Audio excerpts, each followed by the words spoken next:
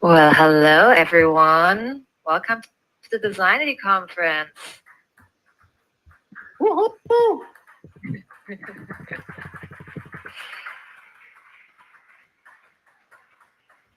Thank you.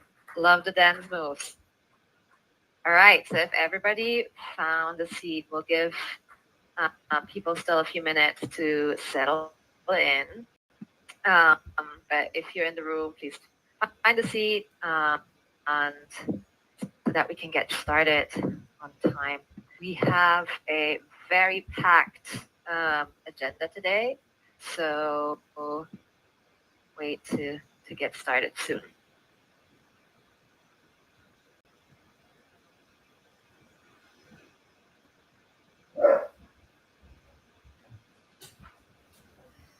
Right.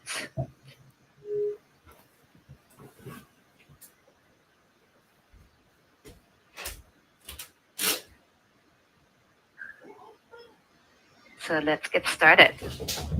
I see we have our first speaker in the room as well. So now there's nothing in our way anymore. So officially, hello everyone. Welcome to the Designity Conference 2022, the very first conference in virtual reality that is designed by creatives for creatives.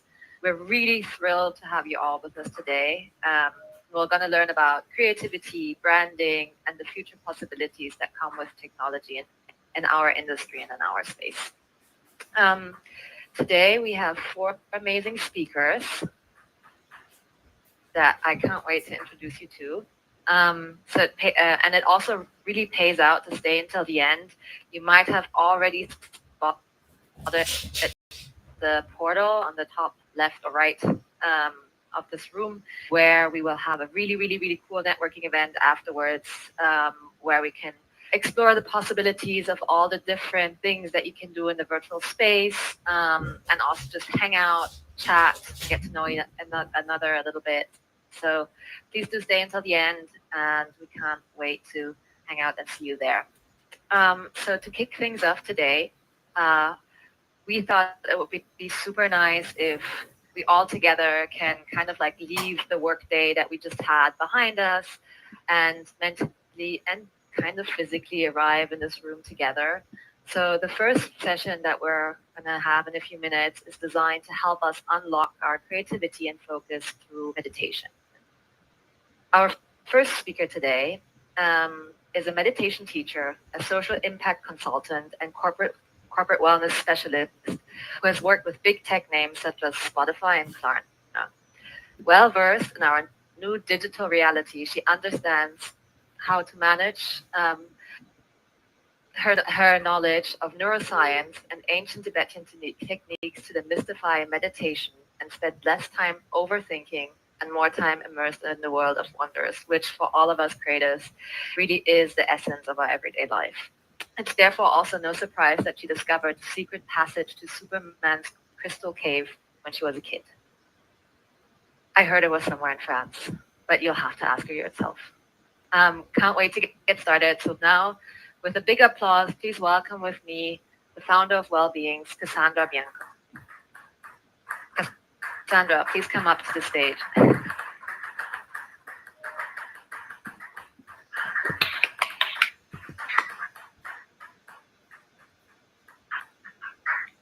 All right. Can you hear me all right here? Yes. You can come walk over to the podium if you want to.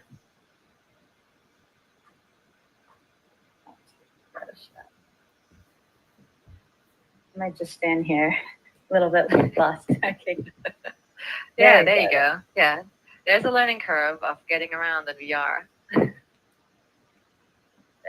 Okay. Well, thanks so much, Natalie. Thanks everyone for joining. I'm Cassandra. You're in good hands. I actually started my career at a creative agency the first 5 years of my life, so very much know this life as well. If you're not familiar with meditation, no worries. If you are very familiar, welcome home. Most important thing here is to really just settle in, similar to how you would probably tuck yourself in for bed. You really just want to settle in a space. So if you have black on or a phone or anything that might sort of jerk you out of the moment, feel free to go ahead and get that on off here. Any sort of unlocked doors, and I welcome you to grab your headphones. It'll be much easier to focus. This will be the one moment where you are not staring at a screen. You'll be completely focused on the audio here. Go ahead and get settled. You can be sitting in a chair or seated on the ground. My favorite, it's very grounding to do that. But the most important thing here is to be comfortable and stable. All right. So yeah, let's just go ahead and take a deep breath in together. So closing your eyes, breathe in through your nose.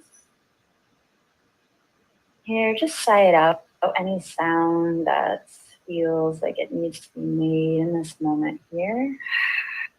Nice breathy noise is very calming to the nervous system. So let's do that a few more times. Take a deep breath in through the nose. Inside out. Again, really activating the calming part. Nervous systems, take a deep breath in through your nose. And a longer exhalation out. Really keep thinking here to remember is to make your exhales longer than your inhales. Deep breath in through your nose. And all the way out. Really just trying to enjoy your breath here. One more deep breath in through the nose. And exhale out. Really just settling in here to your space. Becoming acutely aware of this present moment. Feeling the softness of the clothing on your body. What does that feel like? Feeling any sensations here, inner, outer, becoming very connected to your seat. So with each exhalation here, it's almost like a micro movement. Your body relaxes just a little bit more, dropping in a little bit more. That way we can go to the rest and recovery stage. Shoulders drop. Perhaps you're becoming aware of that melting feeling that happens when you exhale in the best of ways, or deeply weighing here, yeah? Becoming a little bit heavier in the best of ways. Any sounds other than the sound of my voice, really just recognizing it as a sound, not necessarily pleasant or unpleasant.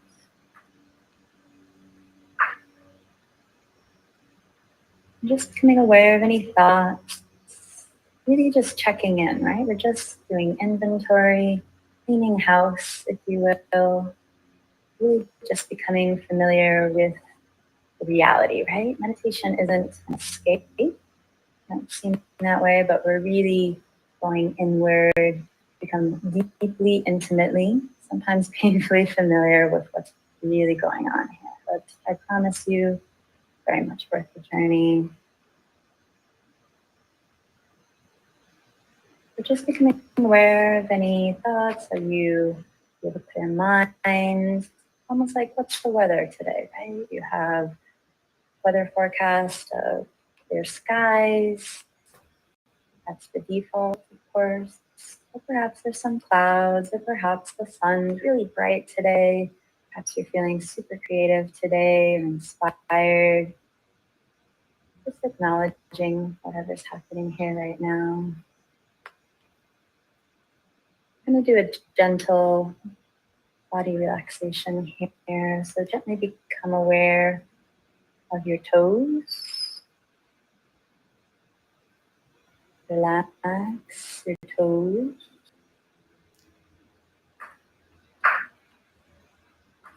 Your toes are completely relaxed.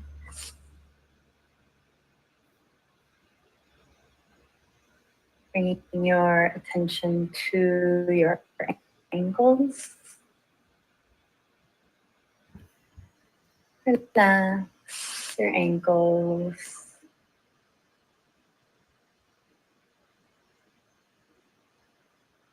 Your ankles are completely relaxed.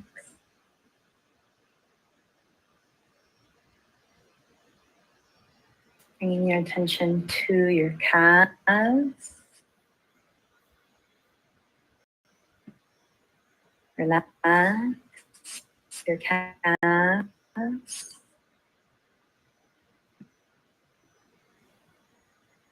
Your calves are completely relaxed.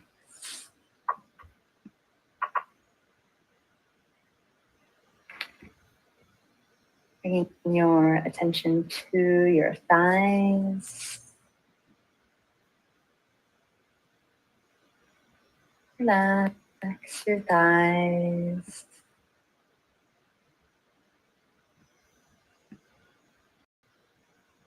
Thighs are completely relaxed.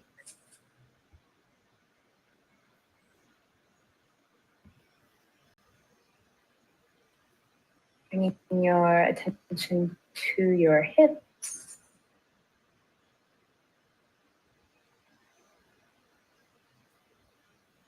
Relax your hips.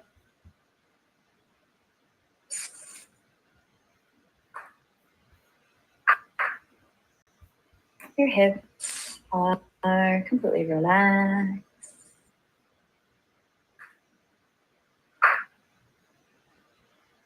Bringing your attention to your tummy. Relax your tummy.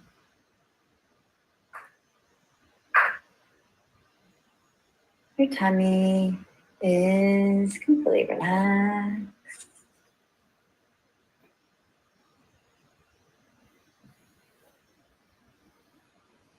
Bringing your attention to your chest. Relax your chest.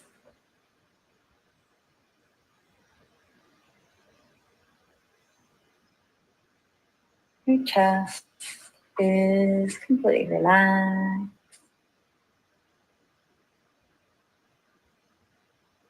Bringing your attention to your shoulders.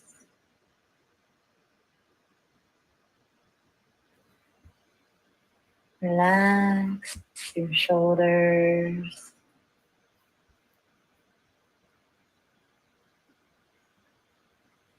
Your shoulders are completely relaxed.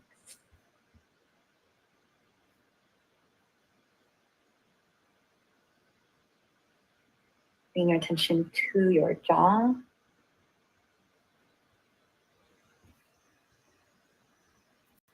Relax your jaw.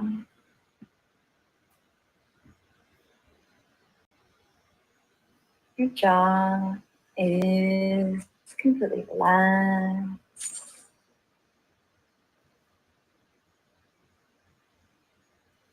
Bringing your attention to your lips. Relax your lips.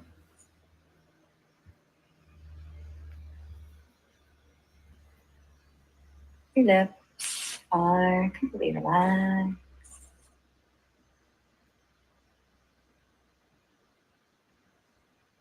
Bringing your attention to your cheeks.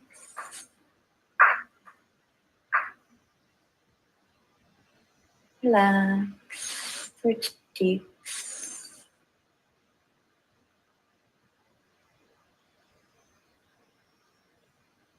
Your cheeks are completely relaxed.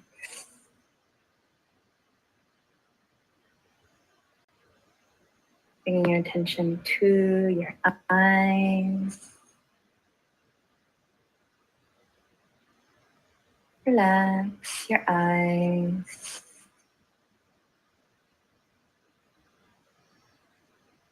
Your eyes are completely relaxed. Bringing your attention to the top of your head. Relax the top of your head. Your head is completely relaxed.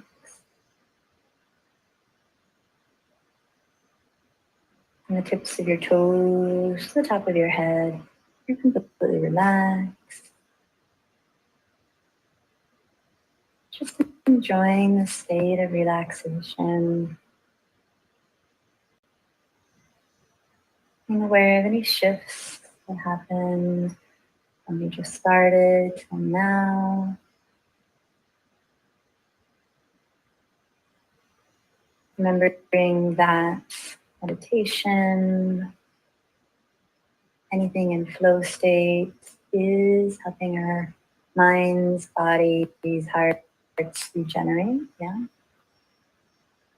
So just see this as half of the process.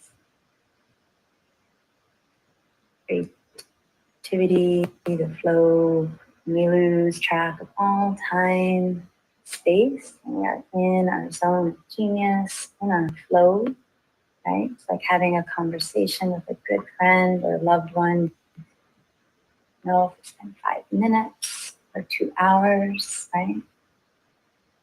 We need to cultivate that love, that creativity, that sacred art for yourself.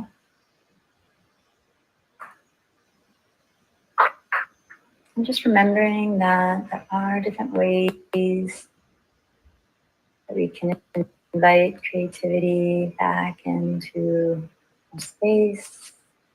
We can work from this place of openness, of wonder, just like all small children, like we entered this world, right? We look at little kids, they're so deeply present in the moment. They're just sponges, right? That is the sacred creativity that we want to cultivate, yeah? Right around age 7 is when the analytical mind kicks in, which we so badly need, right? We don't fall off monkey bars and such things. But we tend to overemphasize the analytical brain and don't give as much time and consideration to creativity. So just making this moment right now, honoring yourself, honoring your flow state, whatever it is, make sure to be disciplined in cultivating that for yourself every day. So it has a ripple effect, not just for you, but everyone else. We're going to gently exit this meditation. So take a deep breath in through your nose and sigh it out. Know that those breathy noises are a nice hack to relax. So let's do that a few more times. Deep breath in. Drop it all out. One more in and out. And even though we are in the Metaverse today, very exciting technology developments, like I'm in a Game Boy. Keep in mind, we're still all here together and remembering how we want to show up today. So knowing that every interaction can be a beautiful place to connect, receive, to learn, however you want to show up. Whatever your intention is for being here today, just reconnect with that. Going to slowly continue out. So just becoming aware of your seat beneath you here, feeling that groundedness, free to move, stretch, whatever's kind of going on for you right now. Aware of the temperature on your cheeks and the space that you're in. And when you're ready, only when you are ready, You can gently open your eyes, slowly transitioning back into this space. Try not to jump back in. Yeah, really just sit in this uncomfortable, or maybe juicy. We have all different experiences probably happening right now, but whatever it is, just kind of linger in it and then return back to our virtual conference here. Love to just open it up if anyone has any questions about meditation, integrating meditation, flow state into your daily workday. Leave Natalie, they can do sticky notes. You can ask questions if you want to. So thank you so much, Cassandra. This was amazing. By show of hands, guys, who has done meditation before? For those on the computer, you can press your 2 key. Oh, wow, look at that. We have a whole room full of meditation people. By show of hands, guys, who's done meditation in virtual reality before? No? Oh, Kat, really? Wow. Keenan as well? Not bad. Awesome. Well, does anybody have any questions for Cassandra? You can unmute yourself and ask a question if you're curious about anything in regards to meditation and how it can help you unlock your creativity. No? I guess the only thing is like with. Go ahead, Kat. Oh, I was saying with like longer meditations, I always fall asleep. How do I not fall asleep when I'm meditating? It makes me like nervous to do it first thing in the morning. Great question. Yeah. Well, I get that one a lot. I think the biggest thing is to know it's kind of like a muscle, right? So just developing the practice of it. So if you do 2 minutes or 5 minutes every day, at some point this switch will happen where you don't notice the difference between really a 5-minute meditation and a 45-minute. Right? Once you're in that flow, right? As creatives, we all know this very well. It just kind of is. So in the beginning stages, you probably just need to sleep. So just listen to your body.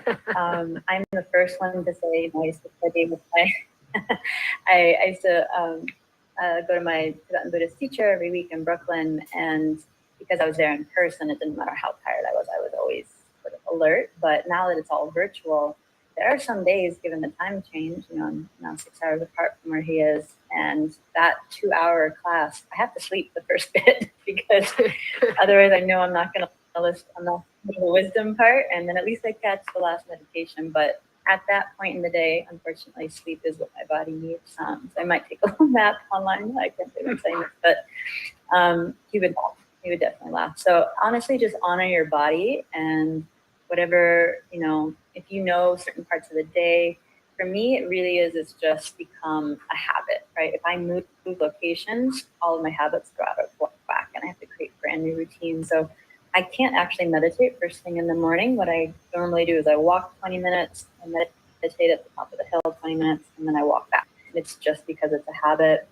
Or if you're a big coffee drinker, a tea drinker, I love, warm tea in the morning. I kind of just take the mug and I press it up against my chest because that warmth on your chest is incredibly relaxing. And then I just close my eyes and I'm like, ooh, that feels good. And then I kind of, I trick myself in meditating. I think that's important to say because I didn't really start sitting in silence for years. The progression was kind of, I was sitting with my teacher, just thought it was interesting, then was working at a crazy incubator in New York and just started teaching because everyone needed it. And then we sort of all fell in love with it. And then it just kind of happened, right? And then I was sitting on the subway with large noise cancellation headphones over my ears. And I started just deep belly breaths in and out, in and out. And again, longer for 20 minutes. I think that's to say because I wasn't in a super relaxing place, but my body needed it, and I kind of got over that fear of like, what are people gonna think? I think we're beyond that at this point. And then sometimes I listen to music. Sometimes I realize, and I looked up the science on it, our breaths, just hearing my own breath became very hypnotic. So it helps you a bit to get in that trance state. So yeah, that's helpful. But I really think whatever you're already doing, if you already have like a moment, or a sacred sort of creativity practice, just tack it on. It's all about the habit stacking, Atomic Habits. I hear great things about that book, but the number one thing all habit experts say is that stacking. Don't try and create something brand new, unless you really want to, of course, but that's just generally harder. As an animal, we are all animals. Thanks so much for asking. Does that help answer your question? Yes, thank you. Awesome. Thank you, guys. Anyone else have a question for Cassandra?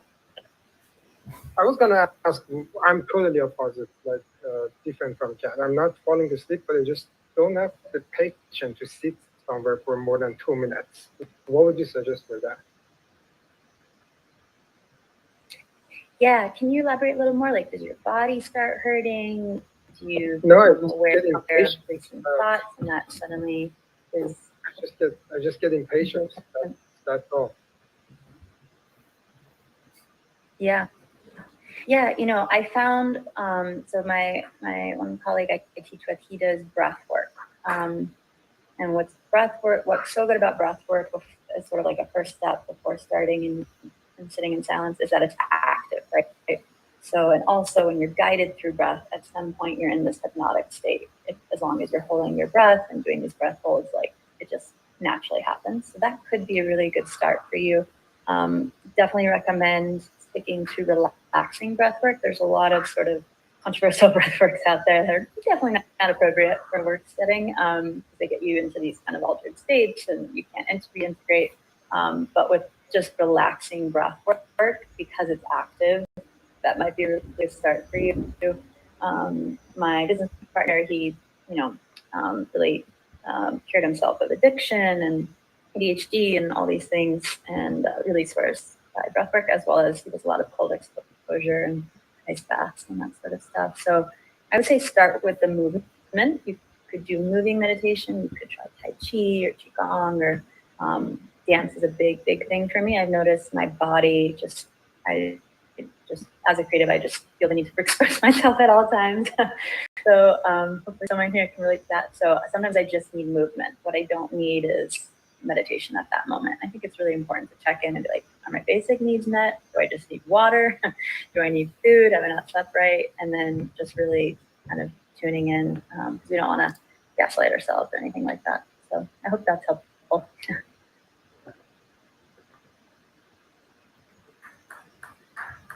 Sure, we'll get you a moving meditation class.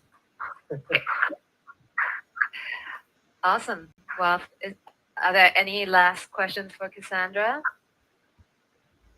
No? Okay, awesome. Well, thank you so much, Cassandra. This was really amazing, and I'm not sure anyone has ever tried to do meditation in VR.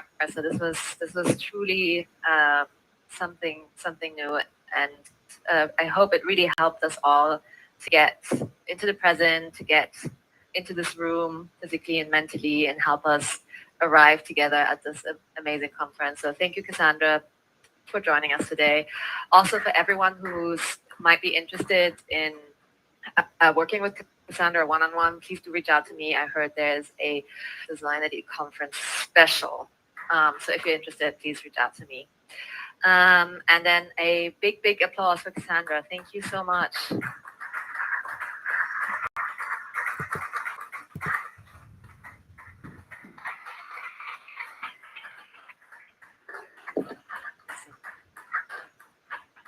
Well, so now everyone that we've arrived together in this room in the present, we now want to look ahead into the future, especially into the future of creativity in the creative industry. So our next speaker is a visionary entrepreneur, personification of the American dream, and the fearless leader of our creative community.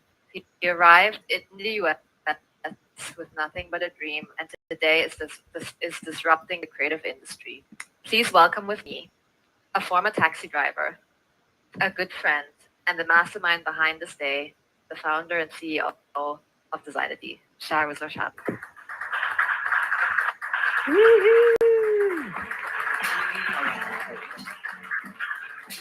Yeah.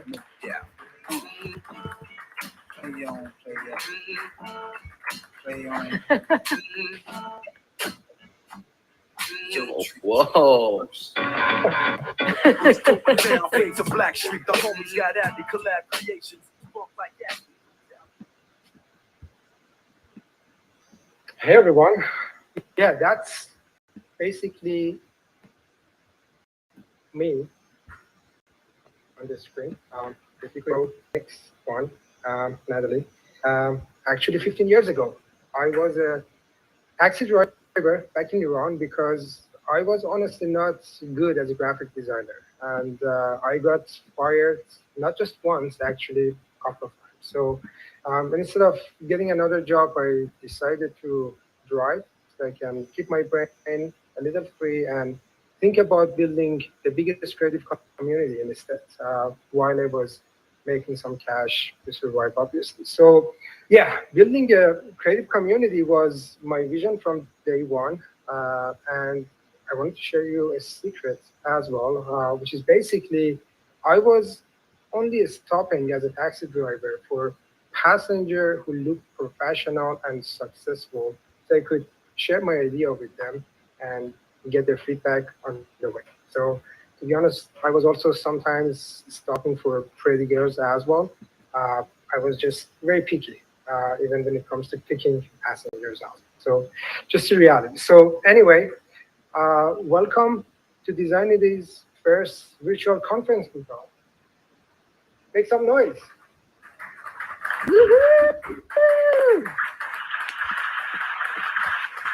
Yeah.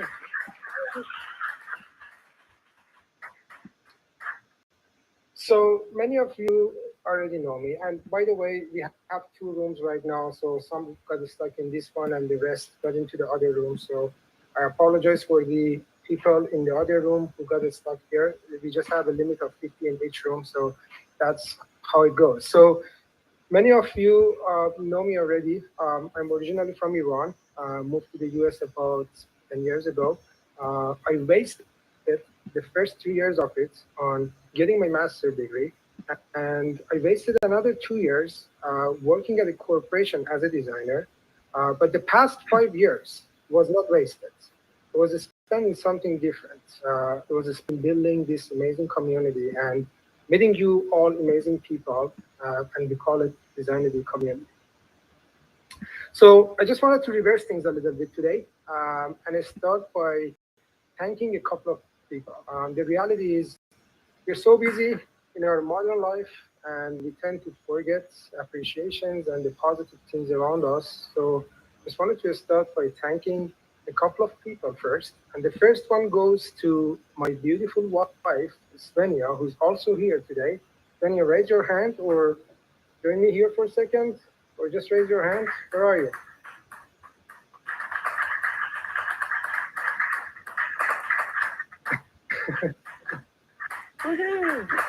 Yeah, so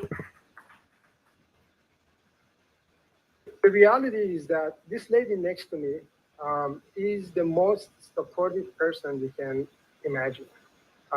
When I started dating her 6 years ago, and all of my conversation with her was honestly around designing, even the first date. Here is the crazy part, and that's why I call her the most supportive person, because she was a PhD student when I met her. She believed in me and she trusted me so much, and I was nothing. But there was a time in our dating that she even borrowed her credit card to me, so I can survive my day-to-day life and build this fucking company. And this is something very special.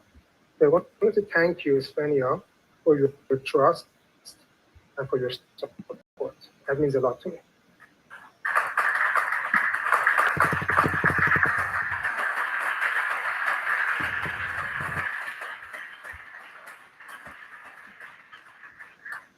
The second thank you goes to someone that you all know, Natalie.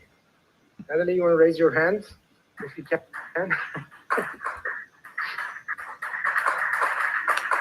So, Natalie and I met at grad school when I was, again, wasting my time getting that master's degree that I mentioned earlier. Meeting this lady was the most important outcome of my master program, and I seriously mean that. She basically cost me $100,000 in 2 years of my life. But put it this way. She also got to learn about Designity very early on. We were chatting about it when it was just an idea. She joined Designity as a creative director first. We were going actually to the office those days. One day, she called me into her room and said she got an offer from PepsiCo, which is much higher, and I couldn't afford it. So very, very sad. Obviously, she left. We stayed in touch. 2 years later, when Designity could actually afford her, we all quit PepsiCo, and she resigned from PepsiCo and came back here. And today, she's an amazing chief operating officer, and she's here because she really believes in what we do and our mission. I wanted to confess that she's the one who always brings my vision to life, like this event. And I have to say, I wouldn't be able to grow this company without you, Natalie, to this stage. So thank you for believing on me, and thank you for working so hard to bring my vision to life, like this conference. Thanks, Sharuz.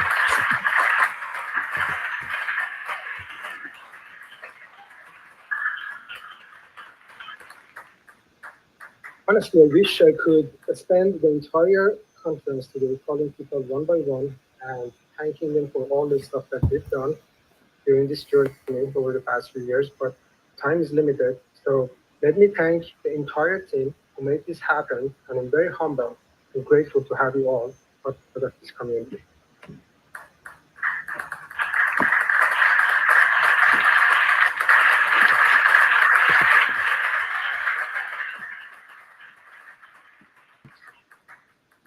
All right, so now let's get started. So today I'm supposed to talk about the future of creativity, and I can talk about this, about blockchain and NFT and virtual reality for today. But today I just want to focus on a couple of the small use cases for creators. And before I get there, let me tell you what we are experiencing today with Web3, which is a combination of crypto, blockchain, NFT, and so many other things, is exactly like what happened with the emerge of the internet back in 1999 and 2000.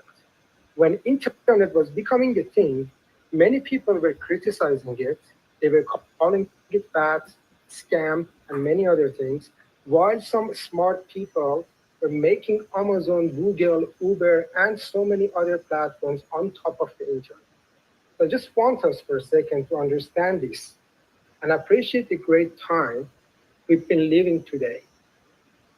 We are really part of another history, another revolution, and there are tons of possibility that you could do and you could build on top of this thing called blockchain.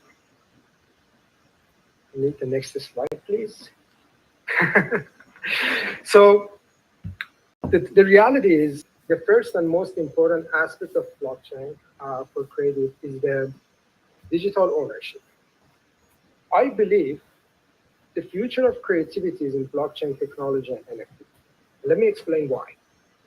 Until today, you could make a logo, design a book, take a picture, and I can easily copy that and call it mine.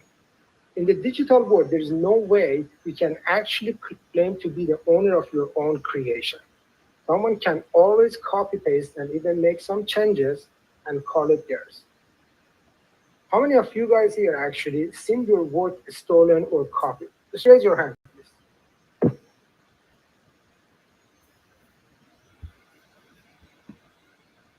Okay, so for those who didn't raise your hand, I'm sure your work has been stolen and copied too. You just have no idea because you couldn't see it. You couldn't find it out. That's just a reality. Now, I personally don't give a fuck if somebody is going to use my work or not, because my design still suck.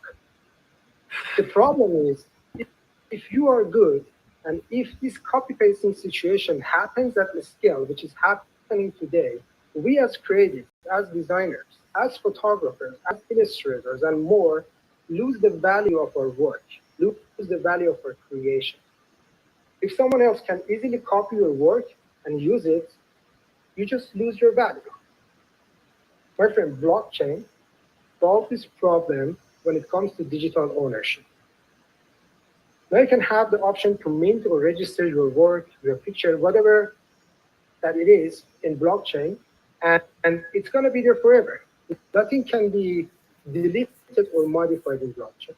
It's registered to a decentralized system across the world through many other computers, and unless somebody explodes the entire world, your digital ownership is there forever. This gives us this basically gives us credit, the value of our work back, and this is a revolution in the creative community that we need to understand today. So the second thing, which is also another very important benefit of blockchain, especially NFT, when it comes to benefits for creatives. It's around utilities for creatives. Next slide, please. So let me tell you a story. A couple of months ago, I was actually at this conference in Minneapolis. Some of you know it already, which was around NFT, Web3 blockchain, etc. I'm at a dinner with a group of kids, and this guy comes to me and says, "What are you holding?"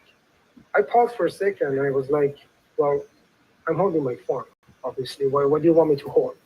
He laughed, and he was like, "Yeah, I mean, what are you holding in your digital wallet? Are you owner of any music, any arts, a specific access to anywhere?" In that moment, I felt honestly so embarrassed for two reasons. First was that I didn't understand him when he said, "What are you holding?" which is obviously a thing in today's society, I guess. And second, I didn't have that much asset in my digital wallet to talk to him about. Now, this kid was 26 years. I'm 36. Yeah, much younger than some of you actually think. But the reality is just 10 years age difference feels like 30 years this day. For the first time in my life, I actually understood what my parents go through when they are using their smartphone. It's tough, man. Seriously, just don't laugh at them. My friend, in today's society, it matters what you hold in your digital wallet, because it gives you access to certain things. It's not necessarily the art of the NFT that makes you to want or you want to own that NFT. It's about the utility and the access that you get through that NFT. Let me give you an example.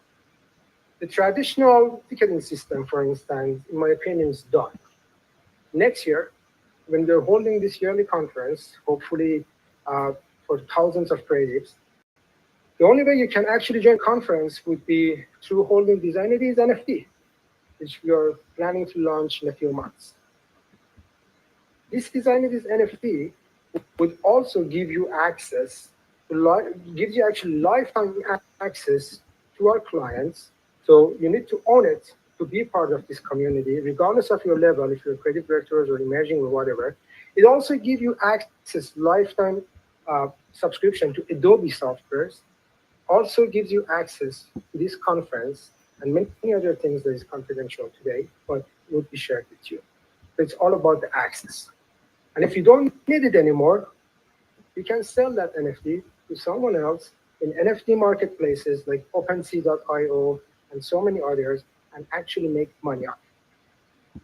And we are not the first one doing this. There are already restaurants, conferences, even strip clubs in New York City that the only way to get in to eat or enjoy your experience is by owning your NFT. So let's switch gears. I promised Natalie not to go over 20 minutes. We should have done this for 2 hours from my part, but I'm on time. So let's switch gears. Let's talk about Designity a little bit and our mission and how we're going to adopt this. The reason I'm so focused on bringing us into virtual reality like this and implement NFTs and blockchains and technologies that I just described is not just because I like them per se. The 20 years old today who would be 30 years in 10 years and will be, they would be our customers or one of our creatives, and they will need this. 7 months ago, we were on a Zoom call. We were planning our company goal for 22. We had a lot of ambitious goals to achieve. Financially, we wanted to get into $1 million monthly recurring revenue. We also wanted to do this yearly get-together in VR. We also wanted to launch our NFT project for creatives, which is coming soon, as I said. And Natalie asked me, between all of these goals that we wanted to achieve, which one are you willing to dump? And I said, I'm okay if we don't hit that $1 million recurring revenue, but I'm absolutely not okay if we don't hit the other goals. I just don't want us to think like a traditional agency and focus on increasing the revenue year on year. That's not the goal here. I want us to focus on building something much bigger.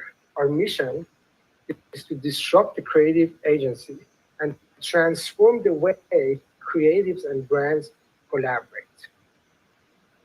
So Designity is not another design agency. I really wanted to emphasize on that. And it's not going to be one. Our mission is to disrupt traditional agencies that have been milking clients over the past decades, like those Madison Avenue agencies and many more that are charging you for $100,000 to draw a line.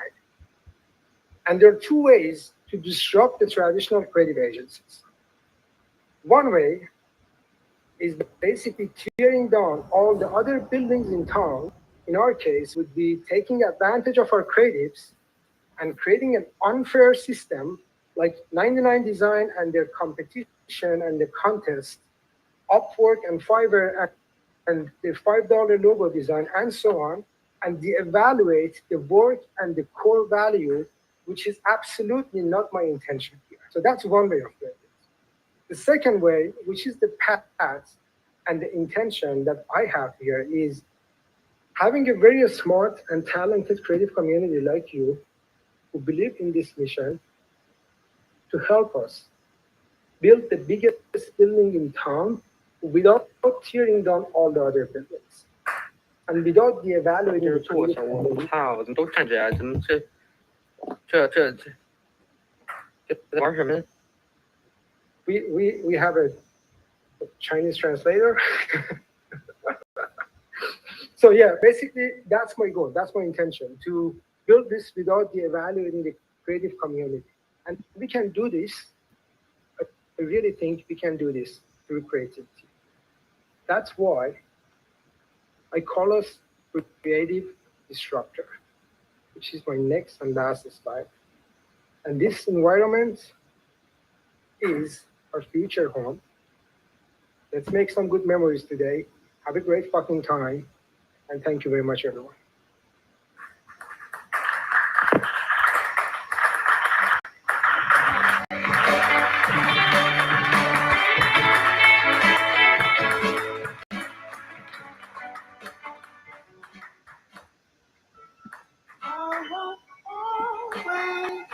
When I'm baby, in fact, I'm bound to burn. All his bones in the road, dear. It's just lessons we learn. We learn. Stay in my corner, baby. Stay in my corner, please. Awesome. Well, thank you, Shiruz. It looks like we have some really, really exciting work ahead of us. And it is true that Shiruz said that this conference today and building a blockchain system and exploring VR is one of our main goals. And it's super exciting to be working with somebody who has this kind of vision, even though it sometimes can be quite mind-bending trying to put together a virtual conference, for example. But look at all of us. This is so cool and so amazing. One thing that's really important to note is that despite our immensely visionary leader here,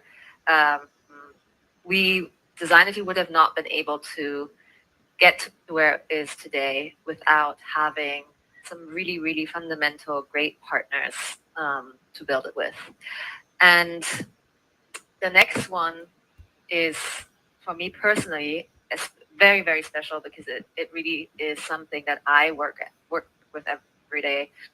And I know everybody at Designity, most people at Designity work with every day. And it's really funny how you can use a tool or use a service every day and you don't really understand or see or interact with the brand and the people behind it. So today, for everybody at Designity, we want to change that. Our next speaker is a very inspirational leader who has seen big tech names such as Amazon and Oracle. And she's an absolute power woman that we can all look up to. She's a big thinker and also a creative who practices calligraphy and watercolor paintings. Together, we will now get the unique opportunity to hear the story and meaning of brand behind one of probably the most influential tool at Designity. I hope she is ready to go. Please welcome with me with a big applause the VP of Integrated Marketing at Typeform, Patricia Rollins.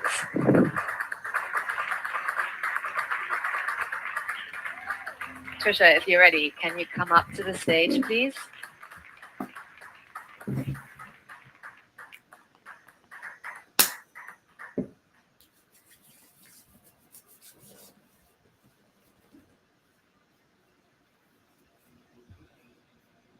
Okay, can you see me? Yes. I'm at the stage. Thank you so much, Natalie. Thanks so much for inviting me. I'm super excited to be here. It's my first conference in virtual reality with the goggles, so hopefully I do well here. And thank you, Sharuz, for the opportunity. I have to say, when I first joined Typeform not even a year ago, what brought me into it was how beautiful it was and how versatile the tool and technology was. And Sharuz was actually my very first customer that I had spoken with when I first joined many months back. And he just really inspired me on all the different ways that customers and partners use Typeform. And so when he shared with me how amazing you guys are and all the Typeforms that you've created, I couldn't have been more impressed. I think there's over 700 Typeforms that you've all created. So congratulations, super, super exciting. I also see that you're using it within TikTok, which is huge. So super, super impressed. And then we're also, linking with partners like Calendly, which I think might be in the audience today. So super excited to have you as customers, partners, and look, I'm your biggest fan, your biggest resource. So if there's anything that I can do to help you all, I'm here. So again, thank you very much for inviting me and letting me be part of your very first conference. Very excited to be here. I'm going to just talk to you a little bit about Typeform, a little bit about brand, and really this presentation is just more of our brand journey, our creativity journey. It's supposed to just be a little bit more uplifting and, show some inspiration here. So welcome any questions as I go along. Does that work? Yes? Yay. Okay, great. Thank you. Perfect. So next slide. So a little exercise here. I like it bland. Who likes it bland? None of you. Exactly. So exactly that. No one says they like it bland. Everyone loves creativity. Everyone wants some type of design. We want some pops of color. And so next slide. I feel bad, Natalie. I'm going to keep saying next slide. And so 10 years ago, we had two founders at Typeform that basically looked at a lot of different surveys and tools and in the digital world and said, damn, it's really bland. They're, gray, they're white, they're not conversational. It's like filling out a very boring survey and form. There's no digital interaction to it. There's no human connection. It's just, hey, what's your name? Fill it out. What's your email? Fill it out. But really no meat to it, and no two-sided way to approach that conversation. So they took boring, dull, robotic surveys to, next slide, and you've probably seen, not naming any names, but they took those type of surveys and really transformed them. Next slide. Really transform them into more of a two-way conversation. So what we're trying to achieve, right, with surveys and videos, with video asks, is we're trying to intake data from respondents, but also from our creators. So if we don't really understand the data that's coming through on the other side, how can we make it more interactive, more two-way? How can we make it more of a conversation? And so really we were focused on the customers. So how can we get a customer to be interested in talking to us and not feel like filling out a form is time intensive?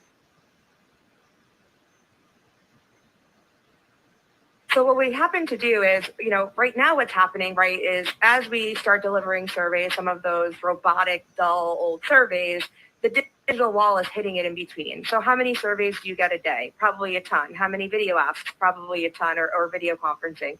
And so what's happening is the customers are not, really responding because it's just another survey that they need to fill out. So what if, right, we change that industry and actually start building relationships with surveys and videos that actually start and build that conversation? And so now the digital divide is no longer, because we're here right together and we're able to communicate hand in hand. So with video, you're able to respond right away. You're able to feel the emotion, feel the customer. Even through surveys, there's a way to write them. There's a way to deliver them through creative design to have the other side of the customer respondent to actually feel as they're part of the conversation and get to know you better.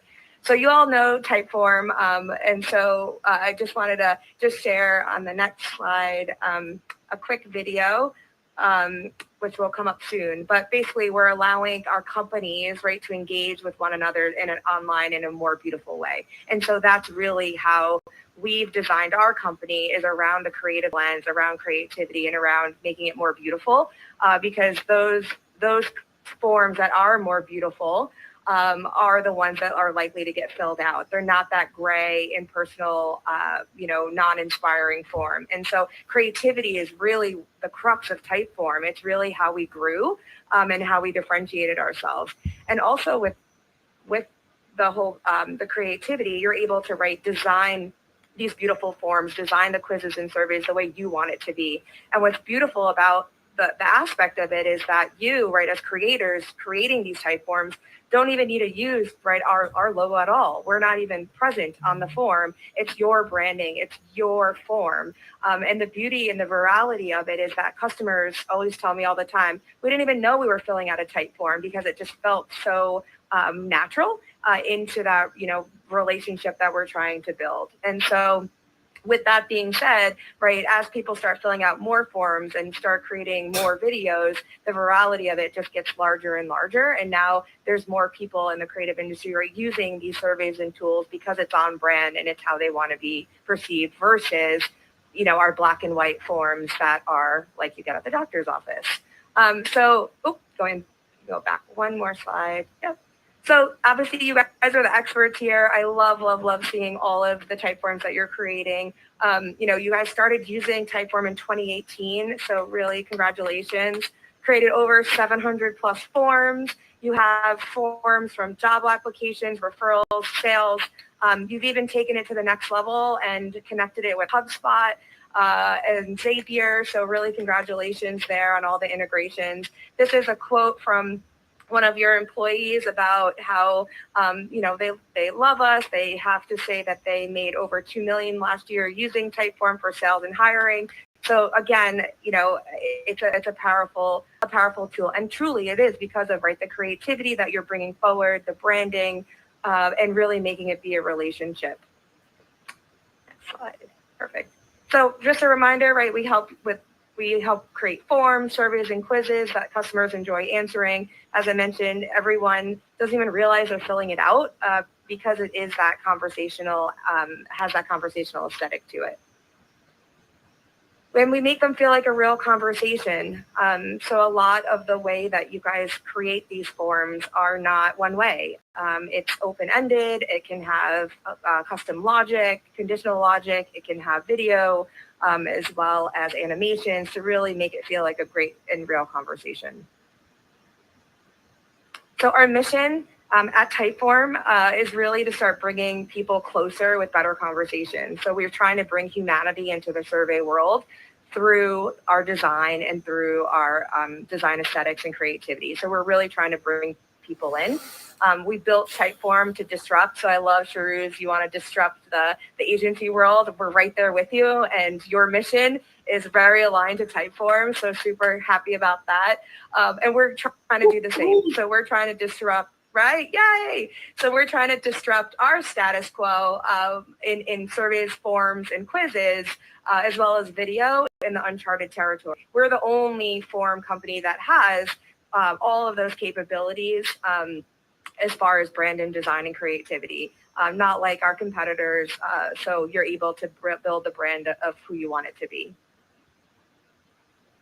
So, you know, we made ourselves opposite of everyone else is really how the journey began. So we, as I mentioned, we started right 10 years ago with our founders really wanting to disrupt the digital interactions and bring us closer to people and bring us closer to real life conversations. So our competitors are very robotic, they're static, there's low engagement. It's really data first, like they're just trying to achieve the data. Sometimes with those forms, you're like, let me just fill it out as quickly as possible. With us, we're trying to make it more natural. Like why, you know, what is interesting, you know, at this conference, say, what do you want to hear about? What questions you might have? So it's more of as if you're talking to a human versus, you know, static, open-ended, or ABC choice type questions. We want it to be interactive. We want it to be fun. People first. So everything we do revolves around the individual, the customer. Hence me talking to Sharuz. When I first joined, I said, I'm going to talk to 2 customers a week. I want to understand what you guys are working on, what you're doing, so that we can better the product. I mean, most recently, I think we had a design response limit on our free plan for 10. Now we decided to say, screw it, undo that whole response limit. So, you know, we're definitely listening from feedback from you and our partners so that we can better our technology. Most importantly, as I mentioned, it's people first. We're human-centered. We're all humans. We all want an experience tailored to us. And so that's what we're trying to strive for. How can we be more personal? How can we achieve, you know, that connection? Especially in this digital world, we're all over the place. You know, I'm in Seattle. I'm sure you guys are, you know, in different parts of the world. So how can we be closely connected? Of course, it might be through video, VR, the Metaverse, which I'm loving right now. But how can we be further connected? So as you can see through our creative here, it's very human-centered design approach. We coined this philosophy of engagement by design internally at the company. So one thing that I always tell my team is, if we were born as a company with design and creativity as design first and human-centered first, how can I extend that outside of the company? And so when I look at engagement by design, you just go back one more slide. When we look at engagement by design, it's twofold. And that's what I loved about it, is the versatile of the word design. Because not only is it design, like, you know, a look and feel, the way we look, it's also designed for our customers. So what are the flows, what are the journeys and experiences for our customers that meet them where they are? So we're looking at this from an internal perspective from creativity, but also how we interact with our customers, which I thought was beautiful in that way. Next slide. And so with that, when we first started 10 years ago, we actually launched in Barcelona, and it was, you know, hello Typeform. They did the Hola campaign. So it was Hola Typeform 10 years ago. And what I love about the term Hola or hello is it's very conversational. It's what we say to people when we meet them. Hello, hi, and so, or hey. So, you know, those types of words are really conversational, and it's the way that we started. So we started hello, hola 10 years ago. Now that I'm here, we're trying to be known in the US. And so we've now redone our creative aesthetics, as you can see here, by starting the conversation with a simple hello. So not only does it come up to life in our product design, but it also starts coming to life across our website and how we position ourselves. And so here you can see, I'm sure, obviously you guys have been around with Typeform for quite some time. So Typeform, right, has very beautiful design. It has very simplicity in our logo, as well as our color palette. And we're trying to be fun, energized, and a little bit more open.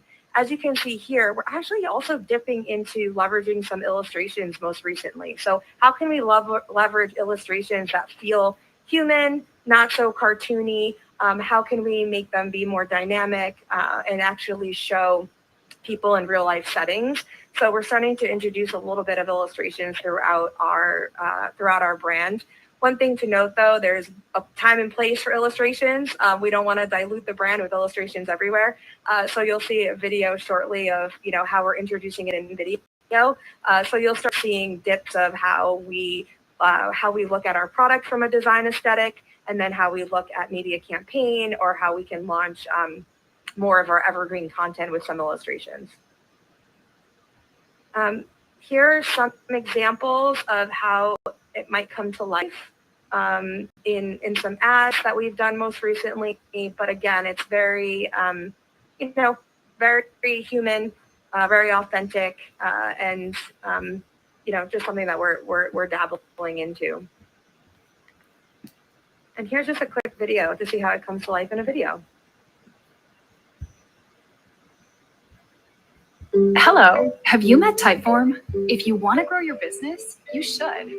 Typeform is redefining how brands and people connect in the digital world with vibrant forms, surveys, quizzes, and asynchronous video solutions designed to keep the conversation going so you can engage with new and existing customers simply, seamlessly, beautifully, leading to more responses, higher completion rates, and the data you need to accelerate growth. It's that simple. Want to learn more? Say hello to Typeform.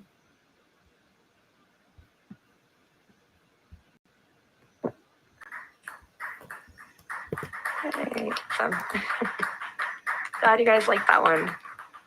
That was a fun one to create. But it's not enough, right, to create a brand for a better product. You have to actually build the brand too. And if you just click to the next slide, I just love this quote, so I just wanted to harp on it for a minute. Like, the art of marketing is the art of brand building. So if you're not a brand, you're a commodity. And if you just go to the next slide, it just starts mentioning that, when you start looking at brand aesthetics from internally, right, how we show up as a brand internally and how we show up externally, right? For Typeform in particular, we're all about humanity, how we treat our customers, making it be, right, a digital experience, and making it be customer focused and having it be more human and this more two-way street.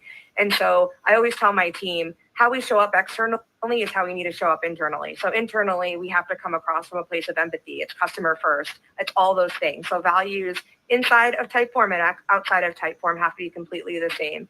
And when I talk about and I talk about the brand as well, because when you look at the brand overall, the brand is everything. The minute that you have one customer complaining, your brand takes a hit from it. So to me, we need to make sure that the brand shows up well of who we are, what we do, and how we do it on our website to all of our design aesthetics. But you don't want to have certain design aesthetics that don't fall throughout the customer journey. Imagine seeing ads and videos like you just saw with illustrations, but then we're following up with emails that might look completely different. So making sure that that brand threads through and making sure that there's elements of that creative component where it makes sense. So we're really, trying to focus on that. But as you think through the brand, right, when you look at Typeform, as I keep mentioning about relationships and customer forward, it really falls into 3 buckets. So I like to look at it from the emotional value, broader market, and core offering.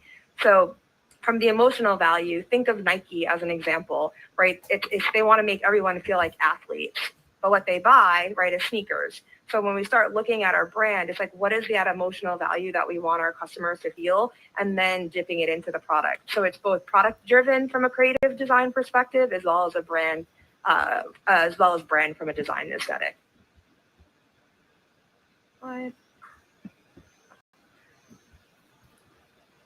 And then these are just, some inspirational quotes that I love. It's using the brand to transform the process to develop, true life to your organization. So as I mentioned, showing up the same way internally and externally, and basically using, brand transformation to elevate your brand above features and functionalities to help our identity and to help differentiate you. So when you look at Typeform against competitors, right, it's all about our creativity. It's all about our design aesthetics. So how do we keep that front and center and making that be the heart of who we are?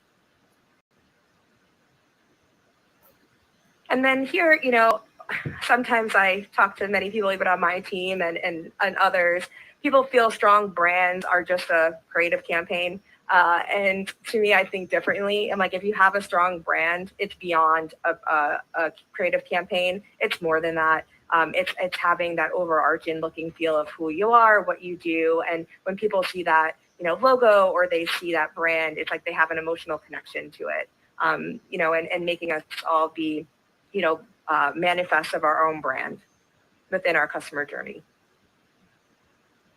And to me, the job of brand building is never done. And so there's no shortcuts. There's, nothing that we shouldn't be working. It's continuum of strategic, creative, and operational decisions. It's truly for us to be differentiated in this space. We want to communicate a clear point of view that sets us apart. We want to clarify who we are and what we do and our value prop for customers, and then be lasting and impactful.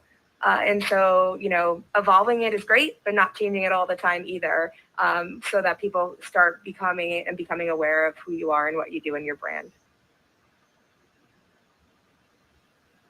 And when you invest in your brand, the payoff is huge. And so I like to focus on these three areas. Brand focus drives differentiation, brand empathy drives growth, and brand trust really drives our loyalty.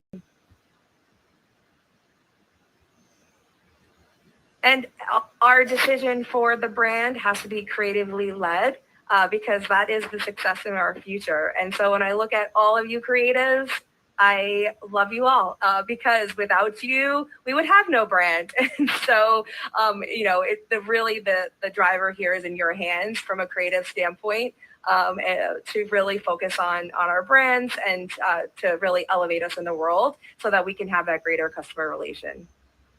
And I'll leave you with one quote. Don't just go outside the box, but smash it.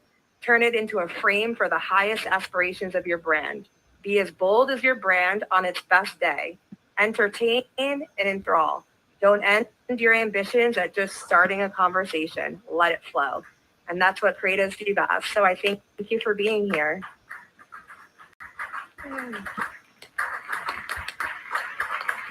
Woo! Woo! Any questions? Thank you so much, Patricia.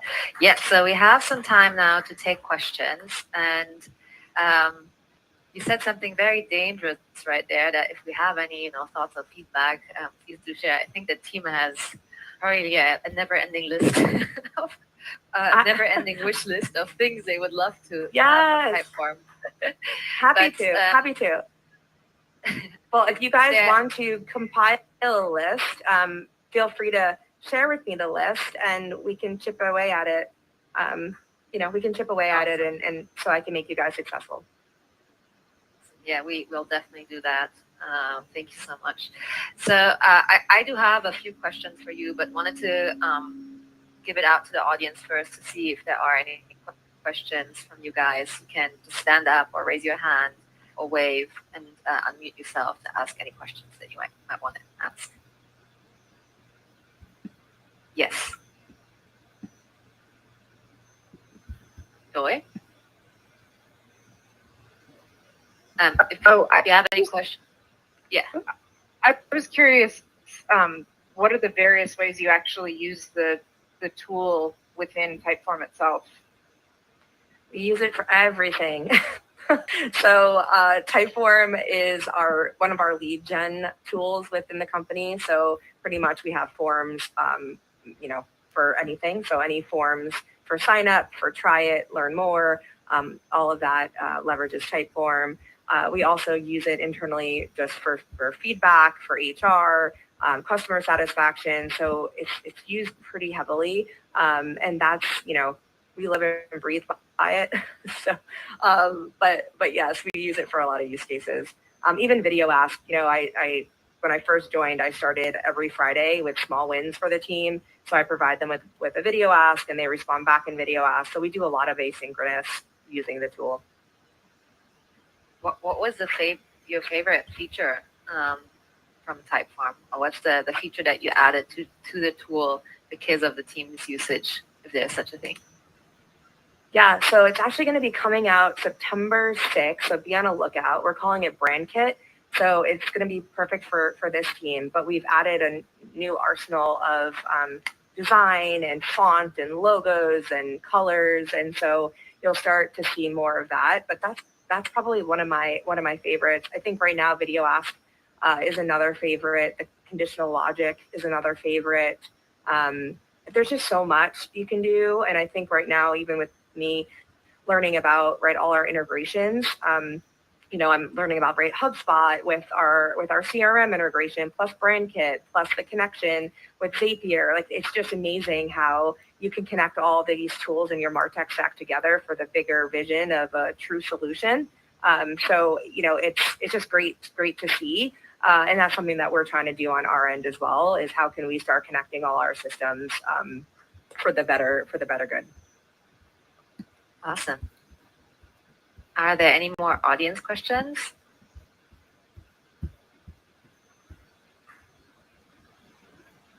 I would love to see more of your Typeforms as well. So, feel free to reach out. I'm here. Feel free to reach out. Send you a demo of all the Typeforms that we use. I think we currently have like 80 active ones that we use like every day. So it's pretty insane. I actually have a few more questions for you about kind of like the creativity at Typeform. Can you tell us a little bit about your in-house design team? Like, how many people do you have on your creative team? What does their day-to-day look like? And what's their main goals that they work towards? Yeah, absolutely. So right now our creative team acts like an in-house boutique agency. So they are small and nimble. We have content writers.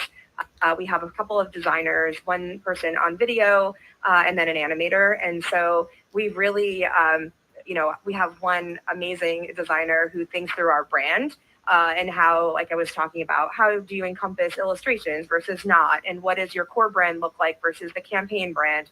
And so they really sit and work directly with our product team.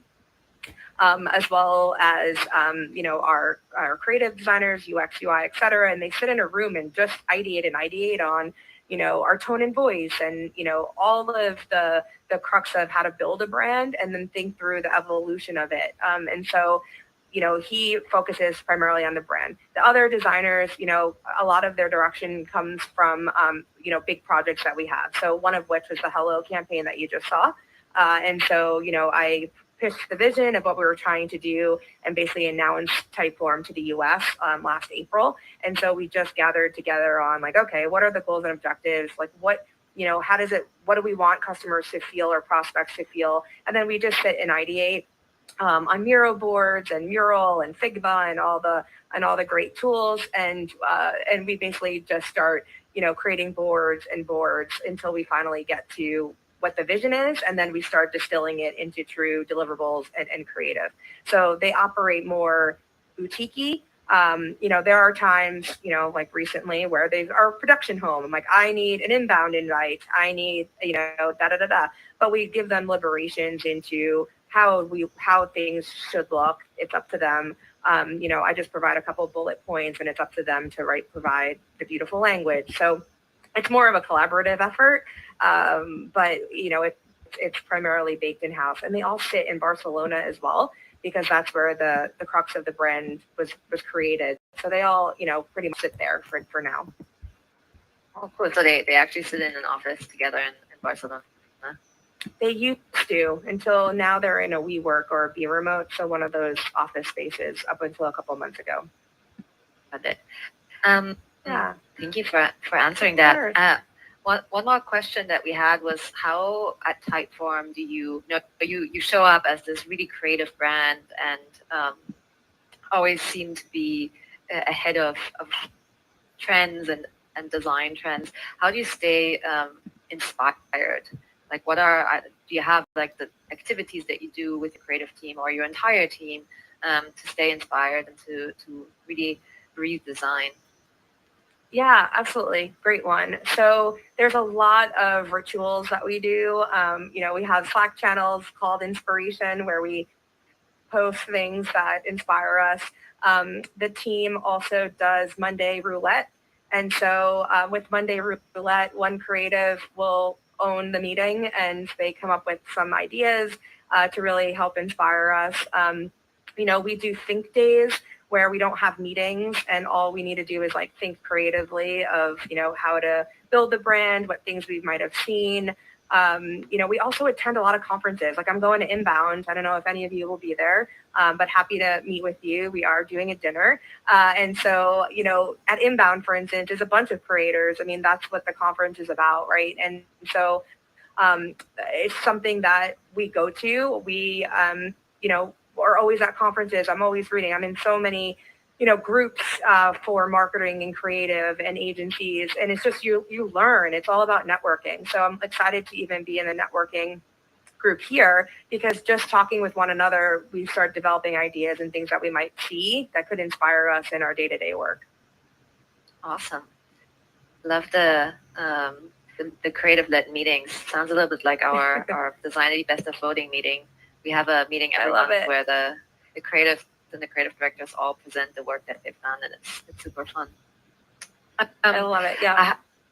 I have one more question. So, sure.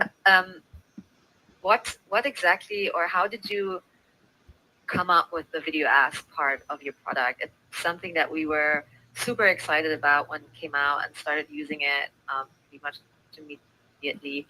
But was there something specific in listening to your customers that inspired you to launch it? Yeah, absolutely. So when our founders obviously launched Typeform, right, it's more of a text heavy. And so we thought, okay, if we're trying to build meaningful conversations and, two-way side conversations, sometimes people want to do text, chat, or video. And so that's how we developed Video Ask, is to have that video component. I have to say the video ask, I don't know, I feel it. I'm like, there's something there. And so we put it back in incubation mode. And so we have a set team that's just solely focused on video ask to figure out how can we make it, how can we get more out of it? Because I think there's something there from a video, just seeing someone on the other side and hearing them and being able to respond in text if you want to or chat. So that's really where the vision came from. It's like, how do you have a relationship, and you can do it in multiple different ways, and video is a component. Awesome. Yeah, I totally agree. It really is an amazing tool and has generated so much value for Designity as well.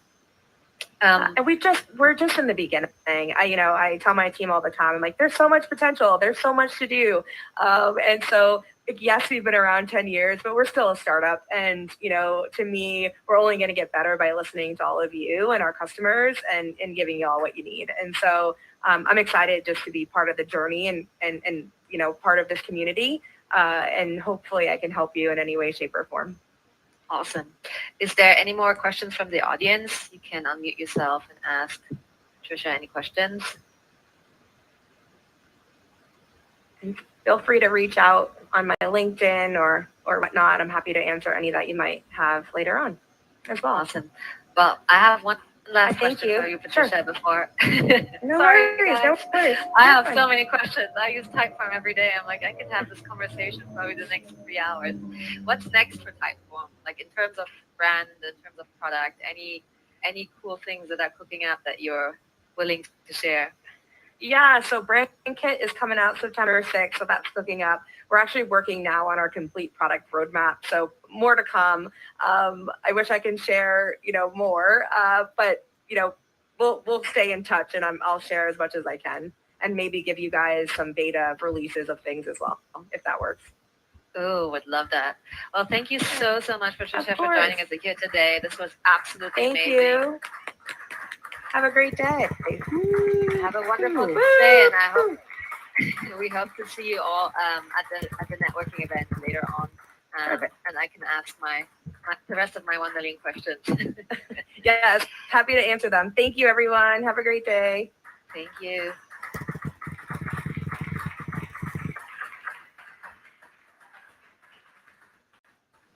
All right, so we are actually a little bit ahead of schedule, which I have no idea how we accomplished that, but somehow we managed to be a little bit ahead of schedule. But we have a short break now. We do acknowledge that because we are in different time zones, people are probably hungry at this point. So please take a little bit of a break, get yourself something to eat. If you have your VR glasses on, take some time to charge them because usually the battery runs out after 2 to 3 hours, and we still have one last amazing speaker coming up and the networking session. So if everybody could come back to this room, or you can also stay here and hang out together by the latest 1:30, that would be great, and then we can continue with our speaker series then. 他们是怎么站起来的？我好奇。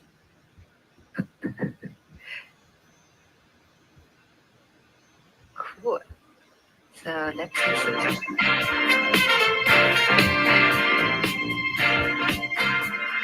What's the sense in sharing this one and only life?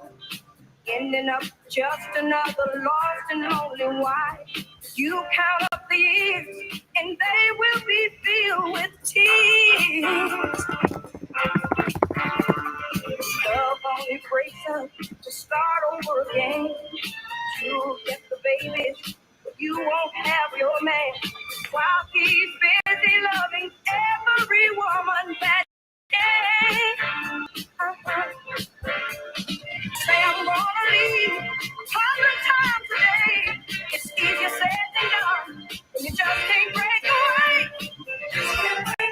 Oh, young heart, I'm free. You'll never be hung up like my man and me.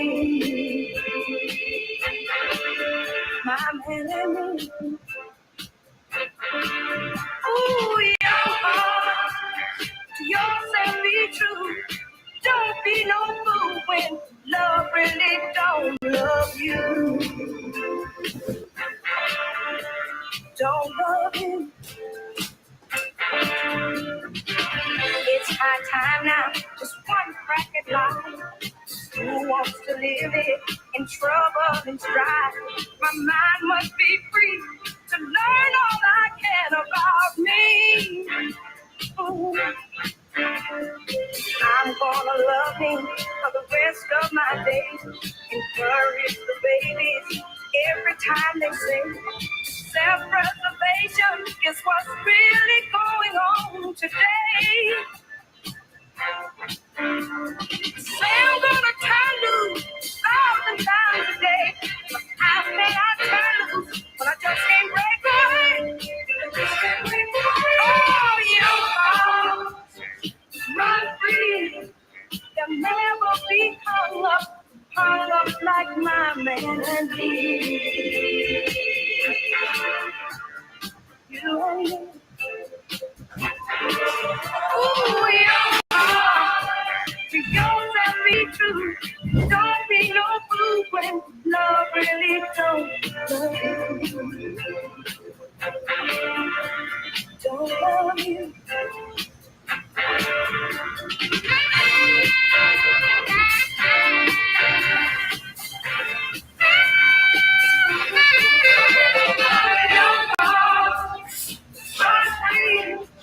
They'll never be hung up like my man and me. My man and me.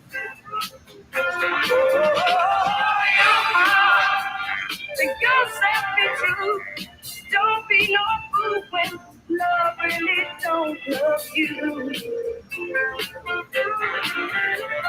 Don't love you. Ooh, your heart, run free. They'll never be hung up like my man and me. my man.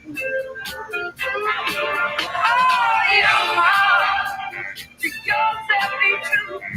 Don't be no fool when love really don't love you.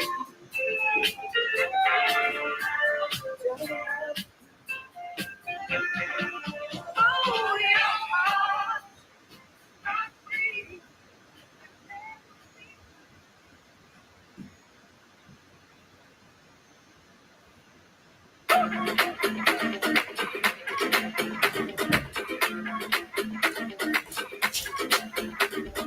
Mr. Worldwide to infinity.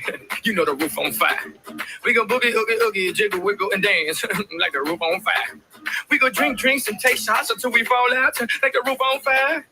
Now, baby, get my booty naked, take off all your clothes and light the roof on fire. Tell her, baby, baby, baby, baby, baby, baby, baby, baby, baby, baby, I'm on fire. I tell her, baby, baby, baby, baby, baby, baby, baby, baby, baby, baby, I'm on fire.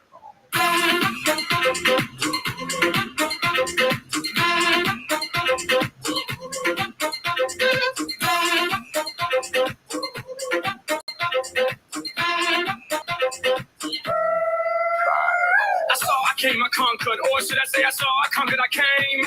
This little chico on fire, he no lie. Well, y'all slipping, he's running the game. Now Big Bang Boogie get that kitty little noogie in a nice little shade. I gave Susie a little pat up on the booty and she turned around and said, walk this way. I was born in a plane. Mama said that every word was on my name.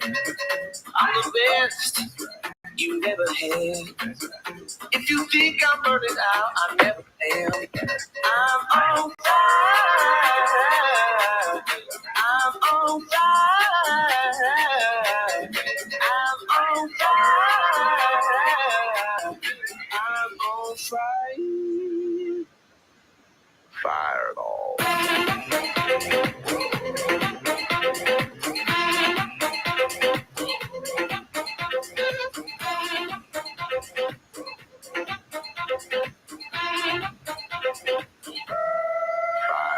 Sticks and stones may break my bones, but I don't care what y'all say. Cause as the world turns, y'all but don't learn that the shit go right here don't play.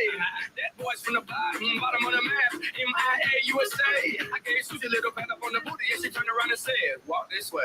I was born in a plane. Mama said that every word was on my name. I'm the best you ever had. If you think I'm burning out, I never am. I'm on fire. I'm on fire. I'm on fire. I'm on fire. Fireball.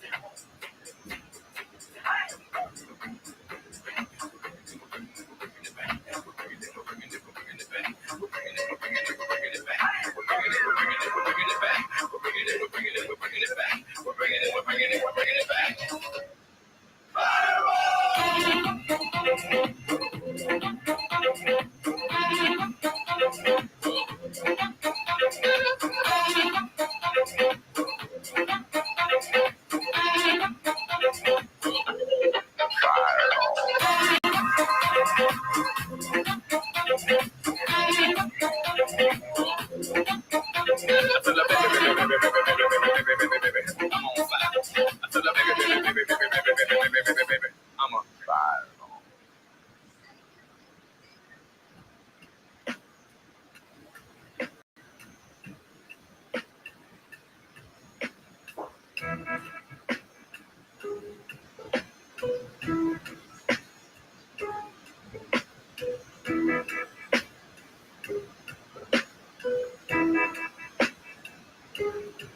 When I set my eyes on you,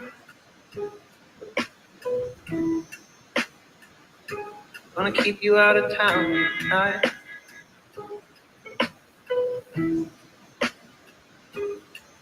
When I set my eyes on you, not gonna be out of my sight.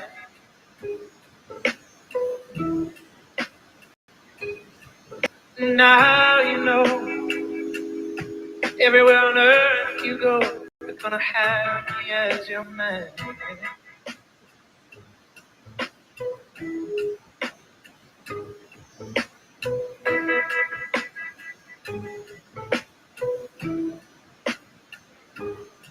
When I get my hands on you,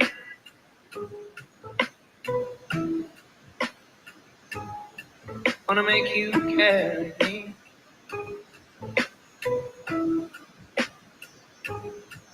When I get my hands on you,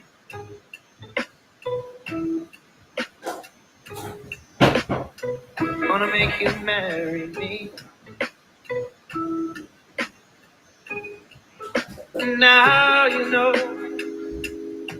everywhere on earth you go, you're gonna have me as your man.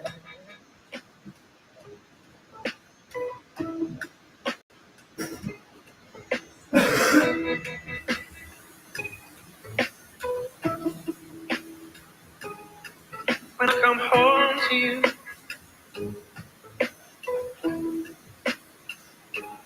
wanna take you down to the riverside.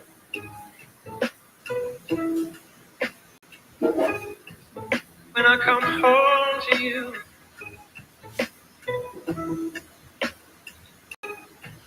hold you in my arms all night. Now you know, everywhere on earth you go, you're gonna have me as your man.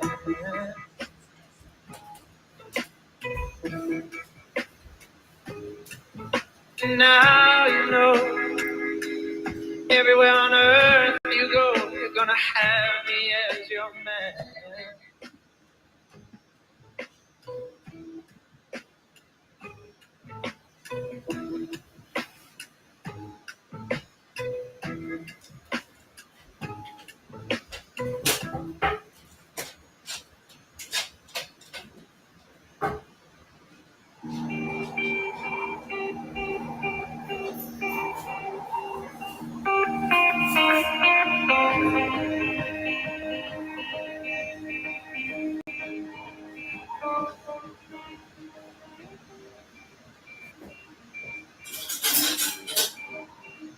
Red sandstone it fell.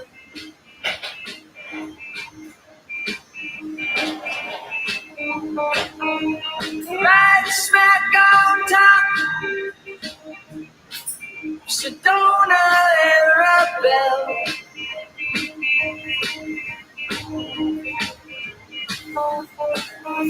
John Ford said, won't you hop on into the stagecoach, baby, gonna take you for a spin, oh,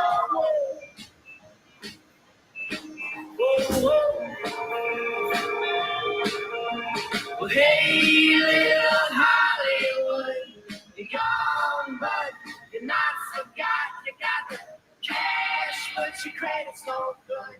You flipped the script, you shot the plot, and I remember when your neon used to burn so bright and pink. Saturday night, kind of pink. The blacklist and its host.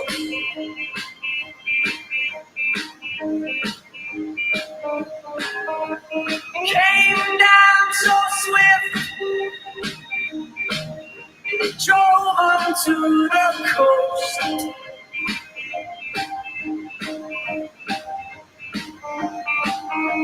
We're going California, but we're all out of work. I guess that's better than the grave and it hurts so.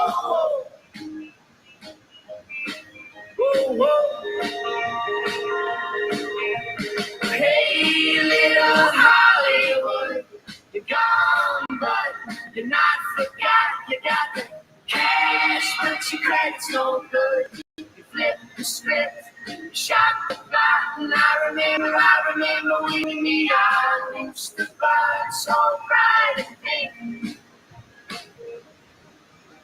Saturday night, kind of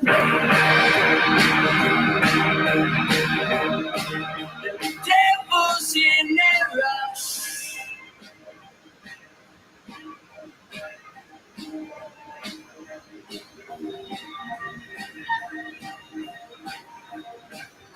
Stuff that makes you hush.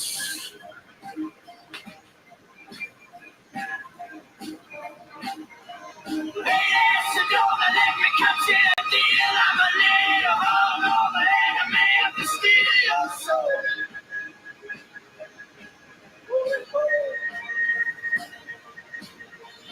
Hey, little Hollywood, you're gone, but you're not forgot. You got the cash, but your credit's no good.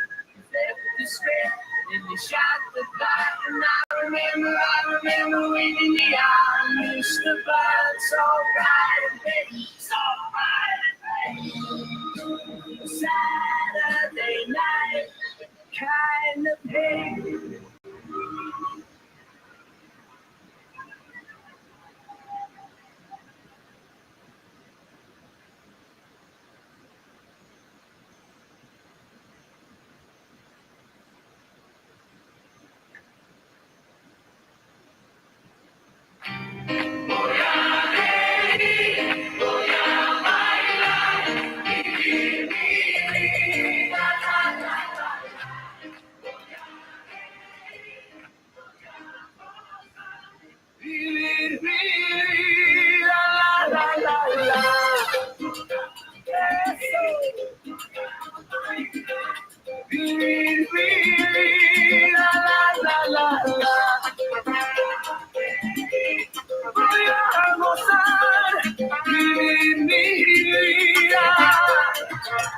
A veces llega la lluvia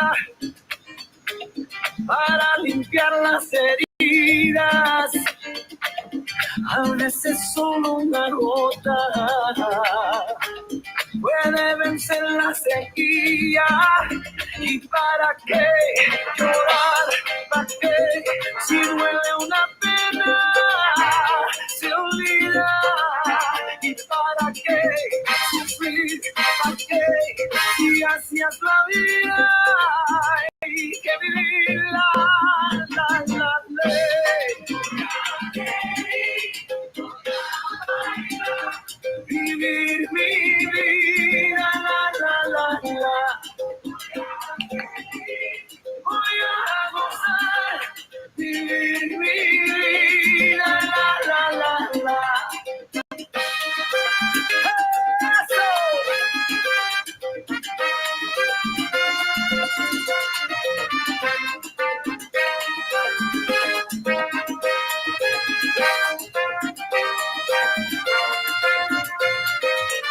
Voy a vivir el momento para entender el destino. Voy a escuchar el silencio para encontrar el camino. ¿Y para qué llorar? ¿Para qué? Si duele una pena, se olvida. ¿Y para qué sufrir? ¿Para qué? Si duele una pena, se olvida. La ley. Vivir vida, la. Voy a reír, voy a gozar. Vivir mi vida, la. Mi gente.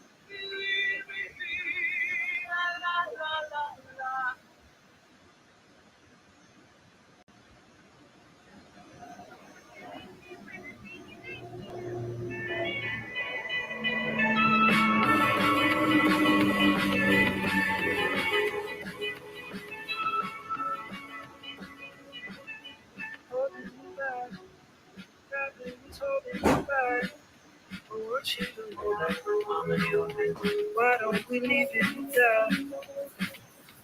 Nothing to say, and everything gets in the way. Seems you can never be replaced, and I'm the one who'll stay. Oh, in this world, it's just us. You know, it's not the same as it was.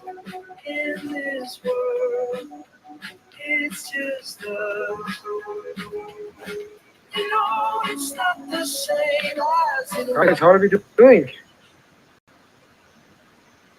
Good. My dog's losing his mind out there. Cool. So yeah, we're a little bit ahead of the schedule, and I was told to come here and entertain you guys. So what can I do for you? Any special dance or anything? Is everybody actually in here, or is this everybody on the computers? I think it's a mix. We have some here, and then we have some just I think I'm not sitting on here yet. That's kind of the situation. So any questions, any thoughts, any feedback around what we are doing here? I'd like to hear a little bit of you guys. I think it's been really cool so far. The presentations were really great. The speakers. Yeah. Everybody was Actually, really engaging. Yeah. The only I challenge think that we I have- thought you guys would. Go Sorry, ahead, go ahead, Jared.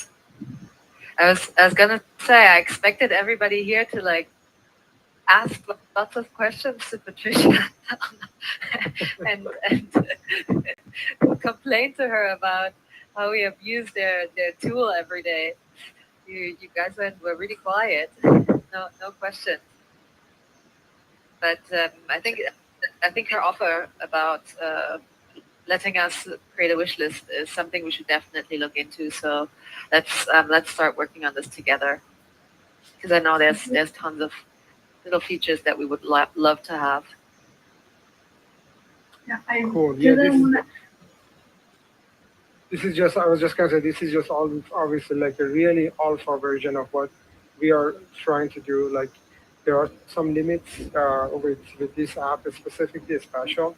One of the biggest challenges that when you are more than 50 people, the other people who join would sit in a separate room, and it's a little bit of a challenge to sort of get the audio and everything that we're doing in this room to the other room and all that. So the right way of doing this, which is Paris Hilton just did a couple of months ago and had about like 400,000 attendees for the first virtual festival, is to actually have a virtual land, which is decently expensive. You could actually spend like more than like $2 or $3 million to just buy a little bit land on a virtual environment in order to build your own space and call it office and decorate it the way that you want and all. But that's the right way of doing it. Then you're not going to have limits into, you're not going to have any limits. So hopefully next year we're going to get there. We're going to have our own land. We're going to have our own virtual office, and we could do this in a much more fun way than this. But this has been great so far, in my opinion. I think so too. I think this has been really cool. Cool. Right. So do we have Jacob here yet? No, I don't Not think so. Okay. Not yet. Cool. No. Cool. Yeah, he's supposed to join in 5 to 10 minutes, hopefully, without any technical. So let me get a little bit of a vibe. So how many, I mean, we have some people here, like many of you, who are in their 20s, much younger than us, obviously, old people. How many of you here actually have digital wallets already set up and you have some assets in it and you really care about it? Anyone here?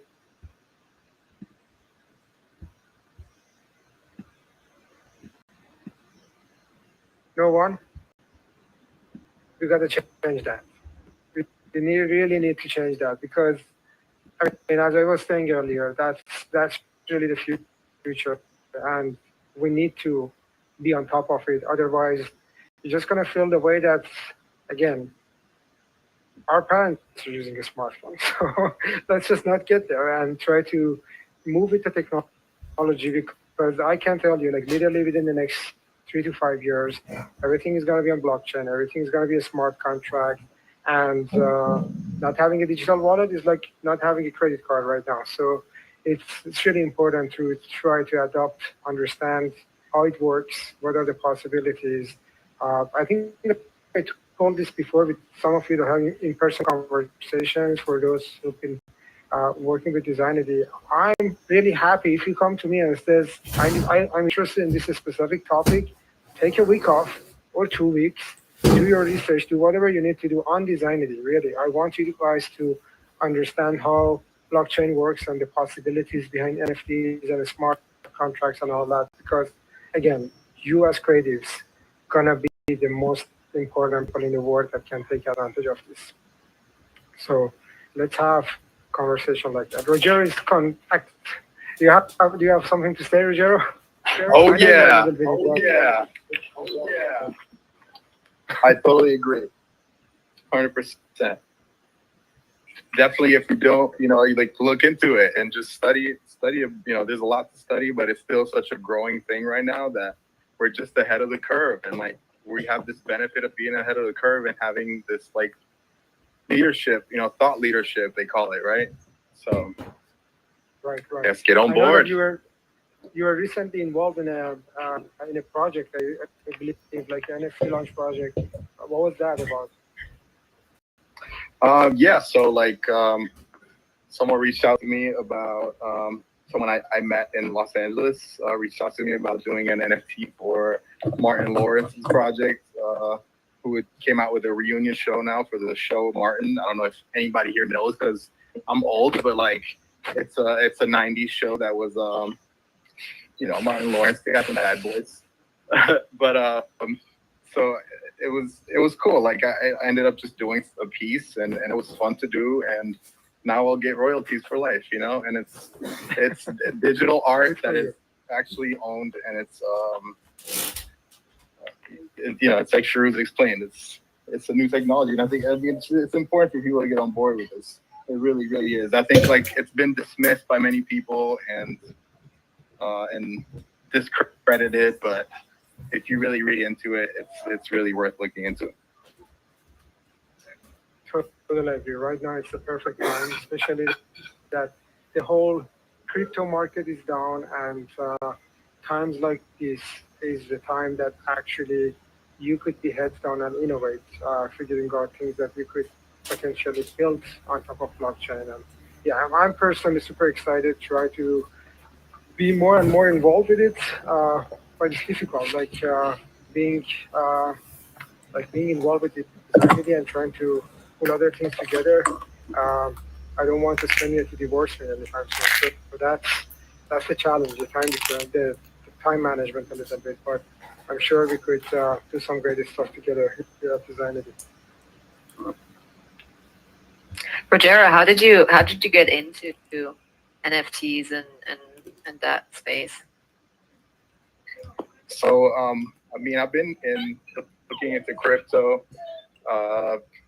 Like I got into like Bitcoin when it was like 2017, and then so I just kind of always just stayed up, stayed on top of news. And so the idea of like NFTs, it probably was introduced way before, but it was just such an underground thing that then as soon as it emerged enough, I was in the space already. So I've been following this Web3 thing for quite a while, and it all kind of merges together with VR, and it's just a really fascinating thing. So I've just been kind of following it like that. And so it's just the kind of conversations that you have and the kind of circles that you are in, and, the kind of things on Twitter that you might attend, or like parties that you might attend. Like I ended up going to a party of, a friend of mine was involved in a project called Ada Ninjas and in the Cardano blockchain. And so I went to a release party of a collection of this project, and then one thing leads to another. You meet people, and so I got involved in a couple actually NFT projects that are ultimately like something fun to participate in, and then also lucrative. So yeah, why not? Well, I think we can all learn something from Rogero here. So I'm communicating with Jacob. He apparently can hear and see everyone in here, but he's having technical issues, so he's going to restart the Oculus now, and hopefully will be with us in a few minutes.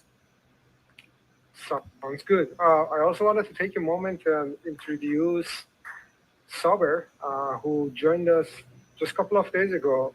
We were so busy just getting everything ready, honestly, for this conference that we didn't get a chance to like send a welcome message to him on the Slack and introduce him to you all. Sober, you want to just like come here for a second?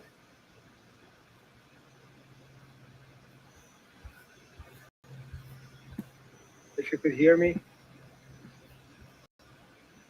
Yeah, I'm muting. This was a little bit difficult. Thanks for having me. Cool. Hello, everyone. So this is Sober, a new full stack developer and potential future CTO, who actually joined Designity to help us build the technology that we need to take this shit to the next level. So he's our tech guy. You want to introduce yourself, Sober? Yes, thanks, Shahruz.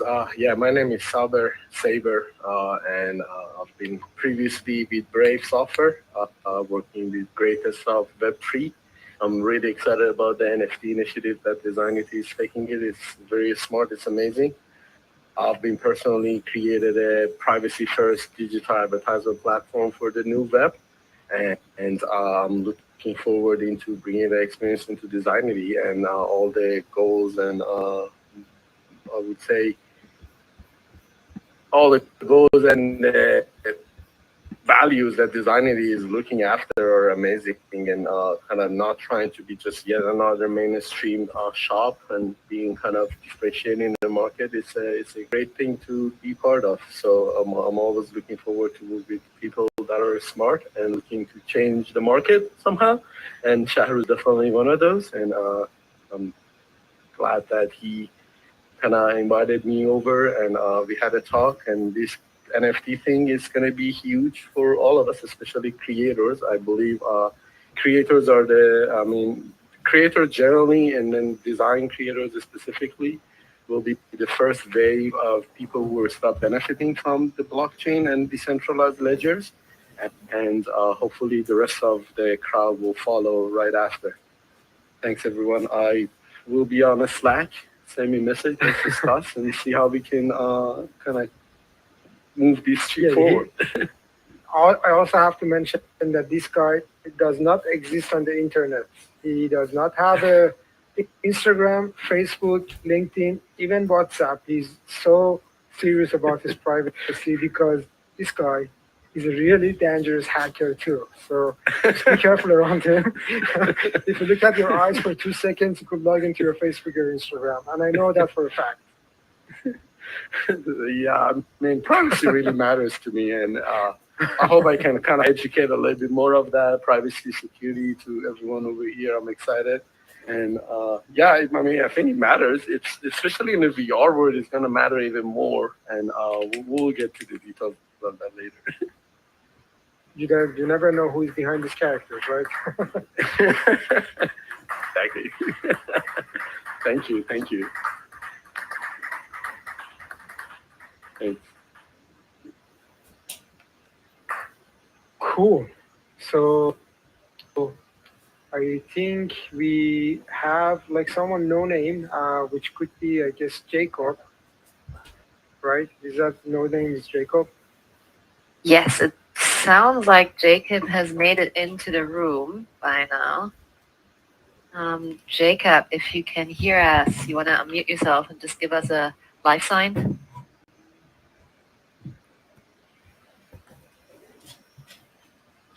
Life sign.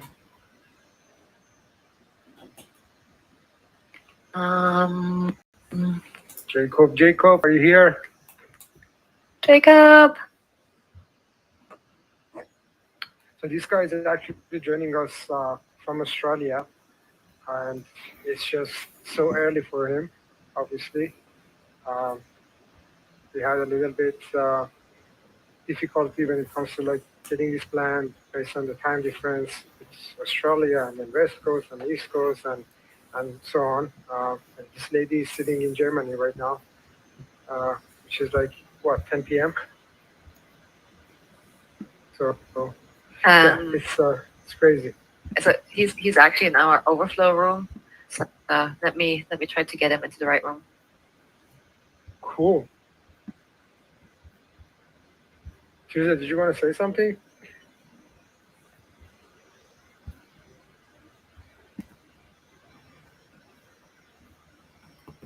I think she was telling me something. Let me figure this out.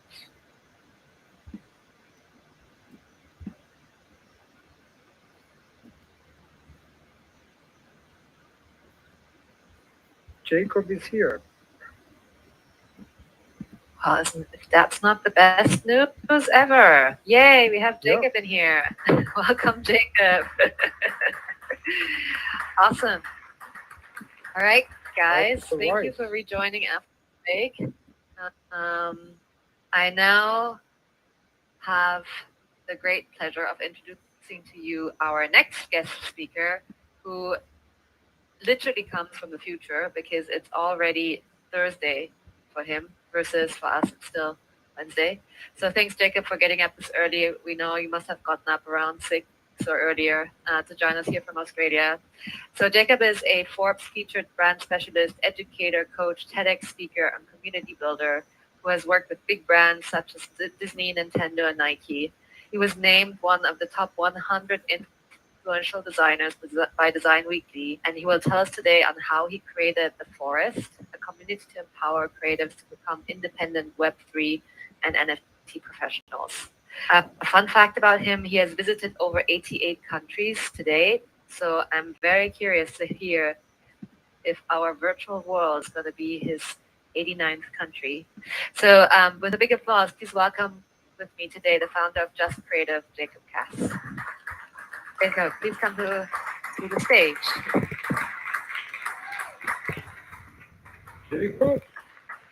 Hello, can you hear me? Yes. Yep. You can hear me? All right. There's two of me. Thank you for the introduction. I was in the auditorium, so I'm making my way to the front. Hello, everyone here. This is my third time in this headset, so I'm still learning all the controls, so please be patient with me. And yeah, I'm excited to be here, really. This is so awesome. So happy to be a part of this. And, I love that one of the first creative conferences in the Metaverse. It's incredible. So thank you for putting this together and for having me. So did you hear all that? Yes, loud and clear. Thank you. All right, awesome. Okay. Making my way over to the screen here. If it's my teleportation works. Nope. Just getting my controllers so I can do it. All right.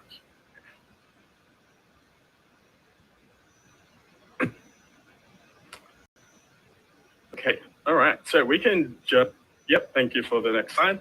All right. So what you guys are listening to today is a case study around The Forest, which I'll tell you what that is. It is a Web3 project, an NFT project that I have created with about 10 other people from around the world, or 9 other people. So there's 10 co-founders, and we created this project. And what it is, it's a community and a education platform for creatives. And it helps people be onboarded into the Web3 world. It can be a little bit intimidating, and we created this so we can go through it together. So we're going to show you what The Forest is, how it was built, and the process of it. And before I do that, just for some context, I'm a brand designer and a strategist, as well as a few other things that Natalie mentioned earlier. But that's what you need to know. So I come from a graphic design background. I specialize in brand design, and I use strategy to actually create stronger brands. And I'm going to share some of that process with you today up on this big screen, and I have a little screen here. This is so awesome, by the way. I see everyone's avatars, and like there's a pink teddy bear staring at me right now. So,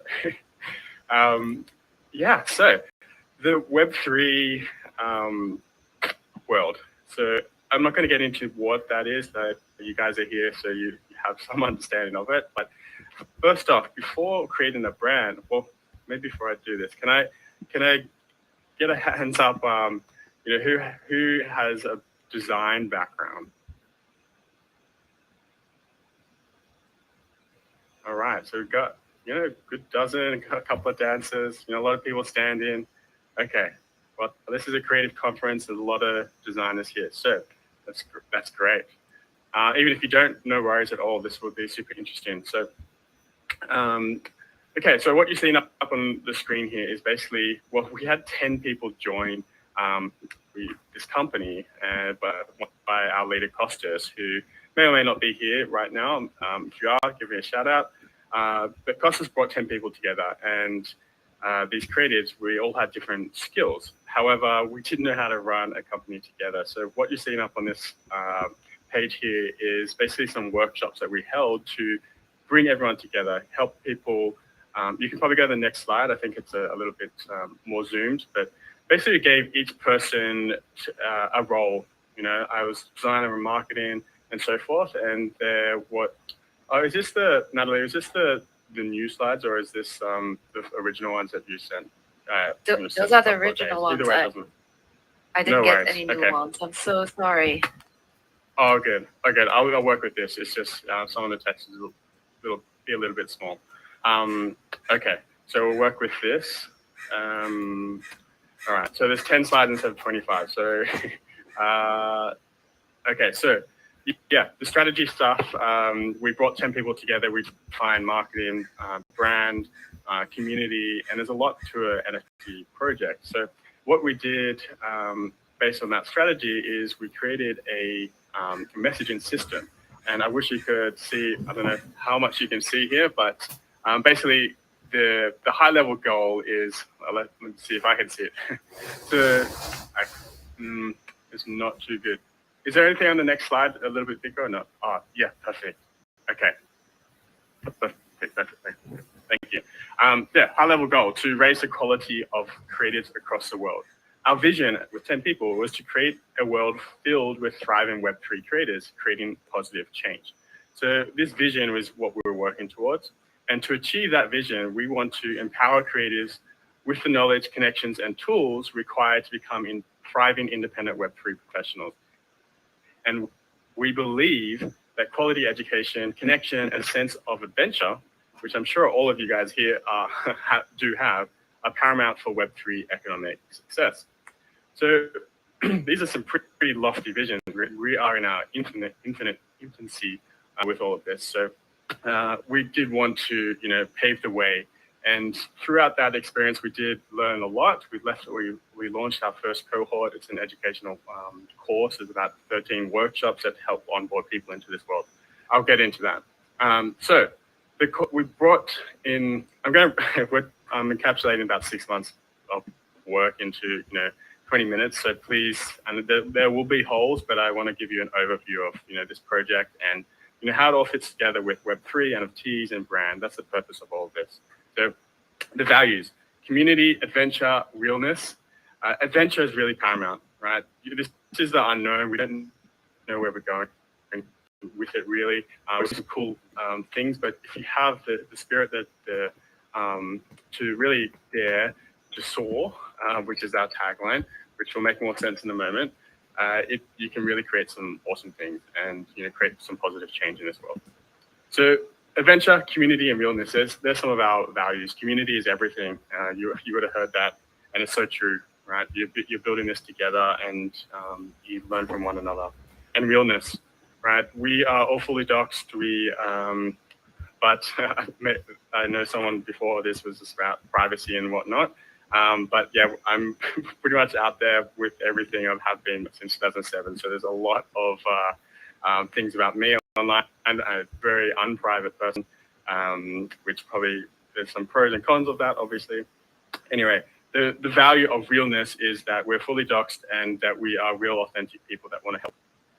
So that's who we are, and yeah, our voice is exciting, adventurous, daring, friendly, and down to earth. So who we guide, creatives in general, designers, anyone, the Web3 curious, and that's really who we're targeting. So designers, artists, musicians, animators, anyone that's creative that's going to come into this Web3 world. All right, we'll go to the next slide. And this owl, all right, that's our I'll talk about, this is more about the brand identity, but the owl is called our Noctua, which is pretty much Latin for owl. This is our mascot, if you will, and our NFT that you get. So there's 10,000 of these Noctuas, all different ones, and you may have seen a couple of them floating around, but there's many more of them. And when you buy our passport, you become a Noctua and you get your own unique one, right? There's 10,000 of them. It's randomly generated, and it allows you to access our workshops and our community and so forth. So that's it's a token-gated educational platform. The community is free with some private channels for those who actually own the Noctua or the forest passport, which is it's actually a passport that allows you to access all the things in the forest and everything that we build in the future. So what I'm showing you now is the brand identity part. So coming from, I'm a brand designer, I want to share the process of how we created this this brand. And you'll see at the end what it looks like, but it's interesting just to see how things develop from idea. Like I showed you the strategy before. We had 10 creatives that never met each other, or most of them have never met each other, from around the world coming together to create a project to empower other creatives. So there's a lot had to be done. I'm showing the brand identity part. Obviously, there's product creation, there's the community, there's marketing, and so forth. I'm showing you the brand identity part and how that was created. So what you're seeing up here is the very early stages of exploration. We didn't know what the forest was going to look like. So it was an effort of exploring, topography, getting research. We're doing research around different types of forests, owls, for example. You'll see this big yellow circle around this this typeface up there that kind of evoked one of the feelings that it was like a forest. And funnily enough, the font was actually called rainforest. So it worked, and that was kind of like the first inkling, like maybe that's the right direction. So we'll go to the next slide. Cool. I'll just clap because I'm clapping a lot. So. All right. So the next slide here, right? This is a technique called the hard, soft, or spiky. It's a good little creative technique if you're creating a brand identity where you can choose kind of 3 different directions, because there's so many types of different directions you could go when creating design. It's infinite, right? So if you choose 3 different paths, it's a good little framework to work in. Hard, soft, spiky is the framework. So hard is like kind of techie, sharp, if you think like a square. Soft is like a circle, and spiky would be like a ball with spikes on it, right? So if you're a visual person, like myself, that really helps. So the middle, well, let's start with the hard, right? The sharper edges. This is kind of a digital, cyber, techie, neon, psychedelic, electric forest. That sounds pretty radical. So that was one direction that we could explore. Another direction was, a spiky, unexpected direction. Maybe it's fun and like kiddie-like, or maybe it's, weird and wacky. Maybe it's made out of paper, or maybe it's made out of, black and gold. And it's only, it's just something different, unique. Or maybe it's something soft, right? Maybe it's very mystical, earthy, enchanted, and magical, right? So our gut instinct was to go with the soft approach, but we did explore the other options as well. So when you're trying to get 10 people on board to define like what your whole brand is going to look like and what the face of your company is, there's a lot of different opinions, and this kind of structure, it helps simplify, it helps facilitate decisions as well. All right, so next slide, please. All right, so this is the next stage where we're exploring visuals, right? So there's a lot of different, we're experimenting with color options over here, And then we're experimenting with different photography, art style, different imagery. You can start to see another like owl up there. That's another tour, kind of in I think it's June clothing. And yeah, at this point, it's just, well, how does type, imagery, buttons, because it's mainly a website that we're going to be creating, how does it all work together? So that's the purpose of this. And you'll see this big yellow circle. There was like 3 different versions down here that kind of like were, all up there. 3 different versions that were kind of the shortlist, if you will, like the first shortlist. The left side was, mystical, and it's all about, that ethereal, magical feeling. There was one in the middle that was adventurous, and one on the right was kind of like a blend between them. It's like it's modern, fresh, but it still has that ethereal feel to it. So at this stage, like we kind of went for the middle, right? This is very, they're not fully fleshed out sites, but you can start to see how color type and layout and depth and illustration and just the general creative direction can, what path could it go down? So we kind of went with this one, and we can go on the next slide. So this is the adventure creative direction. All right, just leave it, unzoomed out. So this is like the 5 shortlist, and you can kind of see the hard, soft, spiky, and a blend of them in this kind of this slide. So on the far left is like very mystical. Now that I think about it, like in the metaverse, we could not easily, but we can create all these digital types of forests. So it's not like it's going to be in this one adventurous style thing. We could eventually create a digital forest or, a more mystical forest. And that's really the power of this platform and the future where this is going, like all these different forest metaverses. And we've already created one in spatial using the campfire one. So it was very, very cool to go there the other day. It felt like we were actually in our forest with the campfire and whatnot. Anyway, so yeah, mystical, approachable, adventure, digital, and vivid. So vivid is like the spiky approach is very, very out there. Digital, it was a little cliche, like a lot of NFT projects, they have this techie digital vibe, and that's cool. It works for a lot of them. We want to do something different. Something that's not out there in terms of NFT projects. Haven't come across anything similar since, and that's really why we kind of went this direction. And our values were adventure, right? So we wanted to convey that adventurous feeling, especially for creators coming to this world that are more typically inclined to, be on the edge, on the frontier of tech, and a little bit more curious and adventurous themselves. So we felt that this direction was the right direction for our audience. All right, we'll go to the next page. All right, so this stage is about refining the direction, right? So what is our, how can we build this out further, right? So you can see, the different typography just on the left and the right, it evokes totally different feel. So this is a little bit more friendly and approachable. This is a little bit leans more into, so the big yellow circle leans more into that adventurous feel because of the big type. Some of the text there, it says your Web3 journey awaits, grow Web3 wise together. The wise ties into the owl. Explore the forest, birds of a feather, NFT together, and who we are. So a lot of play on words, and you'll see the final result at the end of this.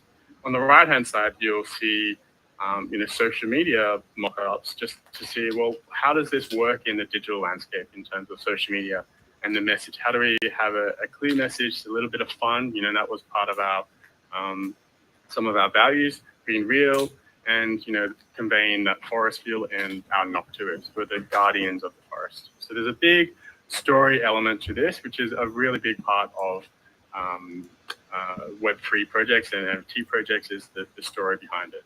Not all, but the storytelling is a big part of it. Okay, and yeah, last thing. So if you scroll to the top, thank you, the logo, and you'll start to see where this inspiration came from. So at this point, there was no like arc or mascot in our logo. It was kind of just a temporary logo. And then we came across, what's adventurous, right? Indiana Jones. I couldn't think of anything more adventurous, right? So this typeface or this style kind of influenced the logo, which we built out in a similar-ish Indiana style to convey that adventure. All right, go to the next slide. So, all right. So what you're seeing here is our one of our early brand guides. Right, so you'll start to see, up in the top left up there was what we conducted, what we found from the brand strategy, who we guide, all the logos that we use. So there's different versions for like different sizes with the owl, without the owl, a flat version. You can see our typography in the bottom left corner. This was created because, there's 10 people that are handling our brand, and to have a style guide, it helps, for consistency and cohesiveness. So yeah, it outlines all the colors, the typography, the social media graphics. Here's our little owls. So this is the team members, the first 10 co-founders down there.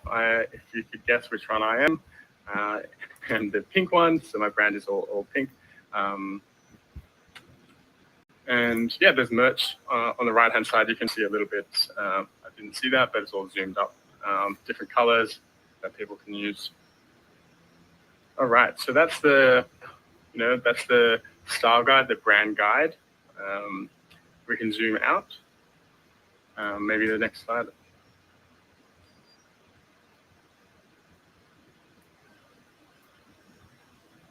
All right, so this is bringing it to life. Hopefully you can zoom in on that. I did have on the other slide much bigger of the website and so forth on the other presentation, but this will do. This is the fun part where we build out everything. We've created the strategy. We're aligned as a team. We've created our values. We know what our mission and vision is. We know who we're serving. We know what our visual direction is, our creative direction, and what our voice is as well. So it's all important. So now we have all the ingredients to create a really strong brand.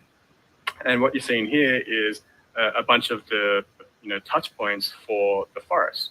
So the forest, there's up in the left, there's like a roadmap of where this could actually go in the future. With the moon nest is kind of our Metaverse project that we're kind of it's in much more in the future, but we can dream and have a roadmap to go somewhere in the future. And it's really exciting to see the potential of where this could go with artist collaborations, a NFT marketplace, a much larger community of creatives like helping each other get into this Web3 world. So it's really exciting. So the graphics here, you can really start to see how our 10 co-founders come together as a group. That's kind of the vibe of our brand, and the Noctua is the illustrative style. So bit of fun, bit of adventure, and there's so many different traits that we can have on each of these characters. So yeah, if you can go to the right. So what you're seeing here is social media posts, website posts, email, newsletters. So you can see they're all branded in this same style. The website there is that was the main touch point here, and I do wish we could see it further. Maybe if you can go on that middle one and zoom up a little bit more, and scroll down the website. I'm not sure how good the res is, but just start at the top. Sorry, just start at the top, and then unfortunately I can't. Top, and then we'll scroll down.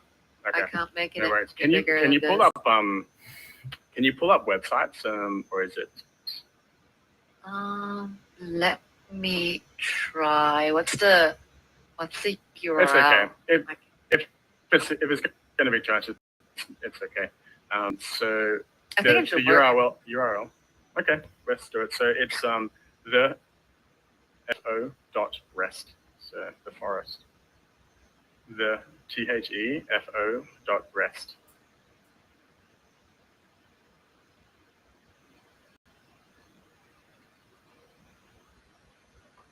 So as I mentioned, so I hadn't really talked about the utility of the forest. That's why you're bringing this up. But the first, we truly didn't, we were kind of building as we went, and we didn't know what the end product was going to look like in terms of the education side. So it ended up being 10 of us teaching the curriculum for helping people enter Web3, from everything from strategy to audio branding to Web3 tech, community building, Discord building. That's what our educational platform was all about. You may be able to see this on the path page, which we'll get to. But yeah, this is the live website, and I'll talk about some of these things in a moment. But yeah, okay, great. So the Forest Passport, this is an NFT. This is how you get access to our utility, which is an education curriculum and the community, and everything else is going to come into the future. So this is your lifetime access to the forest and all its perks. So we sold a bunch of these at the start. It was 1 ETH for the passport. It was a very guided curriculum. So it was a lot of coaching and guiding along the way. It's not a pre-recorded course, but the benefit is that you get to keep it forever and get access to everything else in the future. So it's for creators by creators. So you can scroll down.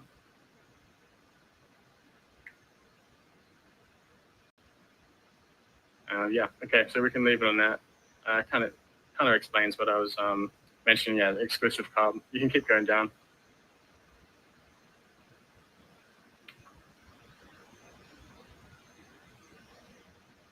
Okay, so you can start to see the workshops here. We taught all of these things as a collective. You know, the forest method, which is a planning method. We talk about white papers and roadmaps. If you're familiar with NFT projects, that's what we talk about.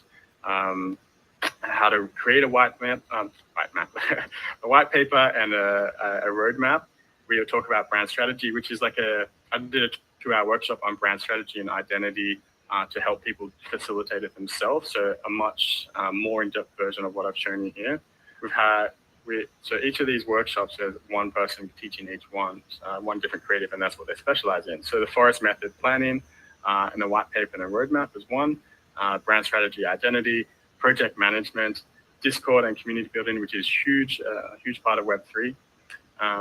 Creating NFT artwork. Obviously, art is a huge part of this. How do you actually create it?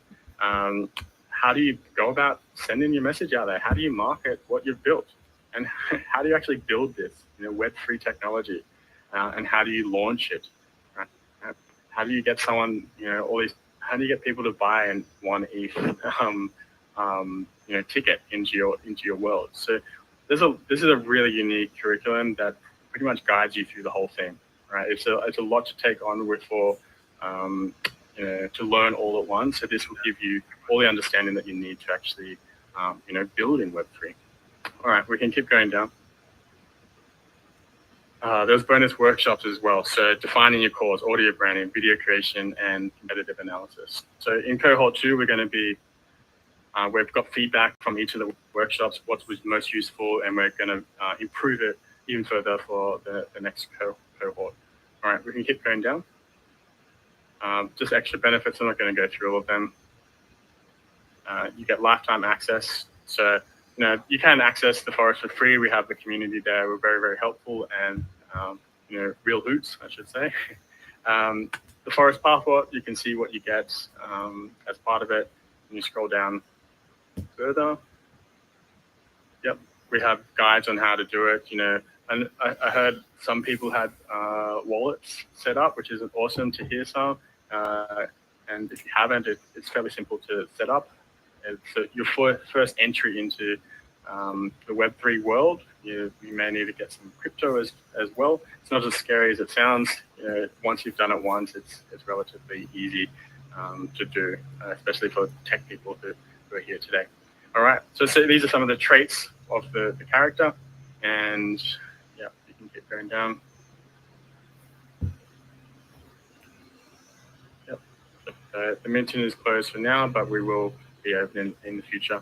I do want to go back to the homepage. I've told you about the passport and the utility and how we got there. So I just wanted to share some of how the voice and the values that we created have been translated into, something like this. So just in this copy here would be great. Just one up, please. All right, so you'll start to see some of the language that we're using. It's a journey and adventure, right? That was one of our values. The Nocturas will guide you, community. So the language you use on our site is very much tied to our brand. We understand empathy, that this new world can be confusing, and that it comes with its threats. There's a lot of scams and there's a lot of, it can be risky. So we want to guide people. We're, being fully doxed, and we're people that you can trust. We have history on the web, and so that's the benefit of our brand. And we're a flock of honest, trustworthy, and dependable owls who will protect you and safely guide you on your NFT and your Web3 journey. We're the guardians of the forest and dare to soar. So our tagline, dare to soar, it's obviously relates back to soaring as the owl, but also being courageous and daring to actually enter this Web3 world and to do something new. So we'll keep going down the page.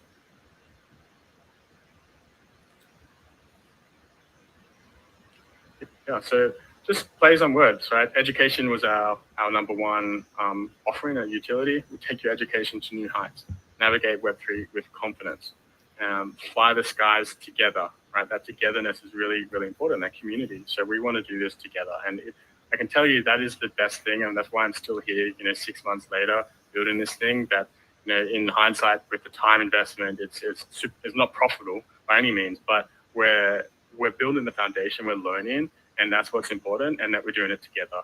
And that's really, really amazing. So I'm really blessed to be part of the team that's, we can do this together, and the community as well. We want to bring other people along for the ride, or the flight, I should say.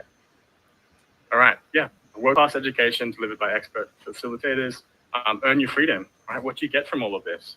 Obviously, you want to, have your own freedom, whatever that means to you. Financial freedom, or freedom to escape into another world, whatever it may be.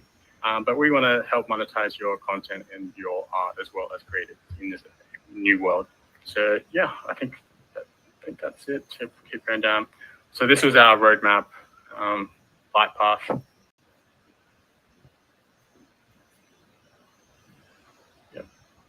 Great.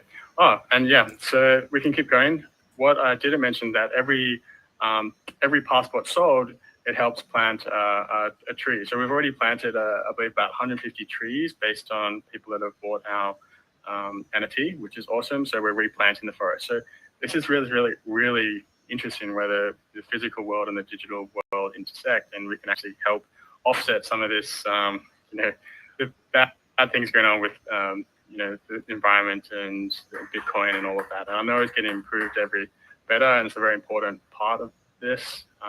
We have put that as part of our brand. It's actually in the contract of these NFTs that a percentage goes into this company. So onetreeplanted.org. So really awesome stuff with smart contracts in the future, and I'm very excited about it. And I want to share a little story because the truth be told, I ignored NFTs until about January this year. Like, there was this shiny object, and I kept hearing about it on the news and the websites. I'm like, what the hell is this NFT world? And like, what is Web3? And like, this is the peak of, if you look at Google Trends, like this time, December, January was the peak of NFT searches. And I couldn't ignore it anymore. It was really, really shiny. And this is when Costas, the co-founder or the leader that brought these people together, talked to me. And it was literally about a 4-hour conversation or two 2-hour conversations talking about Web3, this project, and the potential of it. And I was really skeptical. But when he taught me the benefits of this, I honestly went down this rabbit hole of like learning about NFTs, and I signed up to these courses, and connected with other people in the space, called them, and I suddenly started to realize potential, and that it wasn't just JPEG monkeys, and there's a big education gap right now. People truly don't understand the potential and where this is going. Web3, blockchain, crypto, the metaverse, like, it's really exciting, and it is the future. I'm really bullish on that. So that's why I'm standing here talking to you guys today, and I hope you did get something out of this presentation, I'll be wrapping it up and doing Q&A in a moment. I'll just scroll down this page to see if there's anything else I missed. Yeah, that's the team. FAQs. And yeah, that's all good. Socials and so forth. Okay, no, very good. So yeah, thank you so much for thank you for listening in, and I'm happy to answer any questions. So thank you guys. Woo, thank you, Jacob.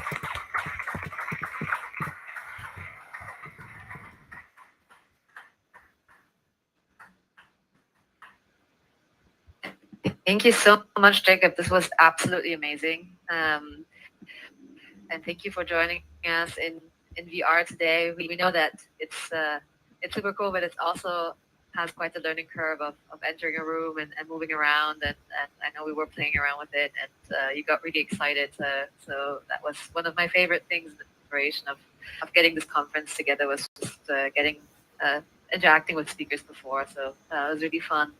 Are there any questions from the audience? Please stand up, unmute yourself, and feel free to ask any questions. Jacob.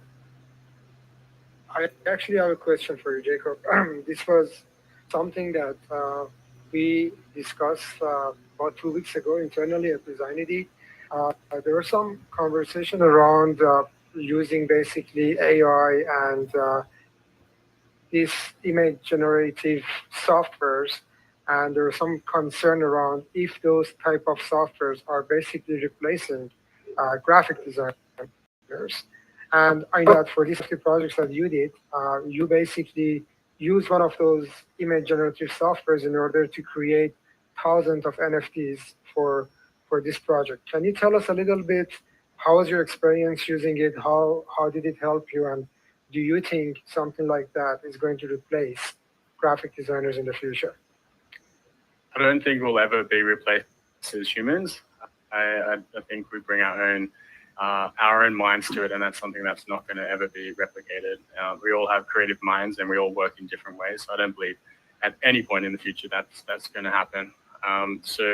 But I do love technology and how it can help our our roles as designers, and how it can improve our efficiencies and create maybe even better works, or it depends on how you look at it. But it's AI is a whole topic, but I've loved interacting with DALL-E and Midjourney, and it's really cool to see that. In terms of the NFT project, I didn't do the actual illustrations or the AI element, the code or anything, so I can't comment on that myself. But if it's going to streamline my effort and I don't have to make 10,000 or unique different NFTs, I'm all for that. So I'm not sure if that answers your question, but that's my point of view. Sure. Thank you. So do we have any more questions from the audience for Jacob? Stand up and feel free to unmute yourself. Oh, all right, Jacob. I have a few questions. Just looking through the deck and the information you provided. You mentioned it a little bit in your story at the end, but as a group from the founders that started the forest, what was the motivation behind it? Was there a certain incident or something that sparked coming up with the idea of this educational piece?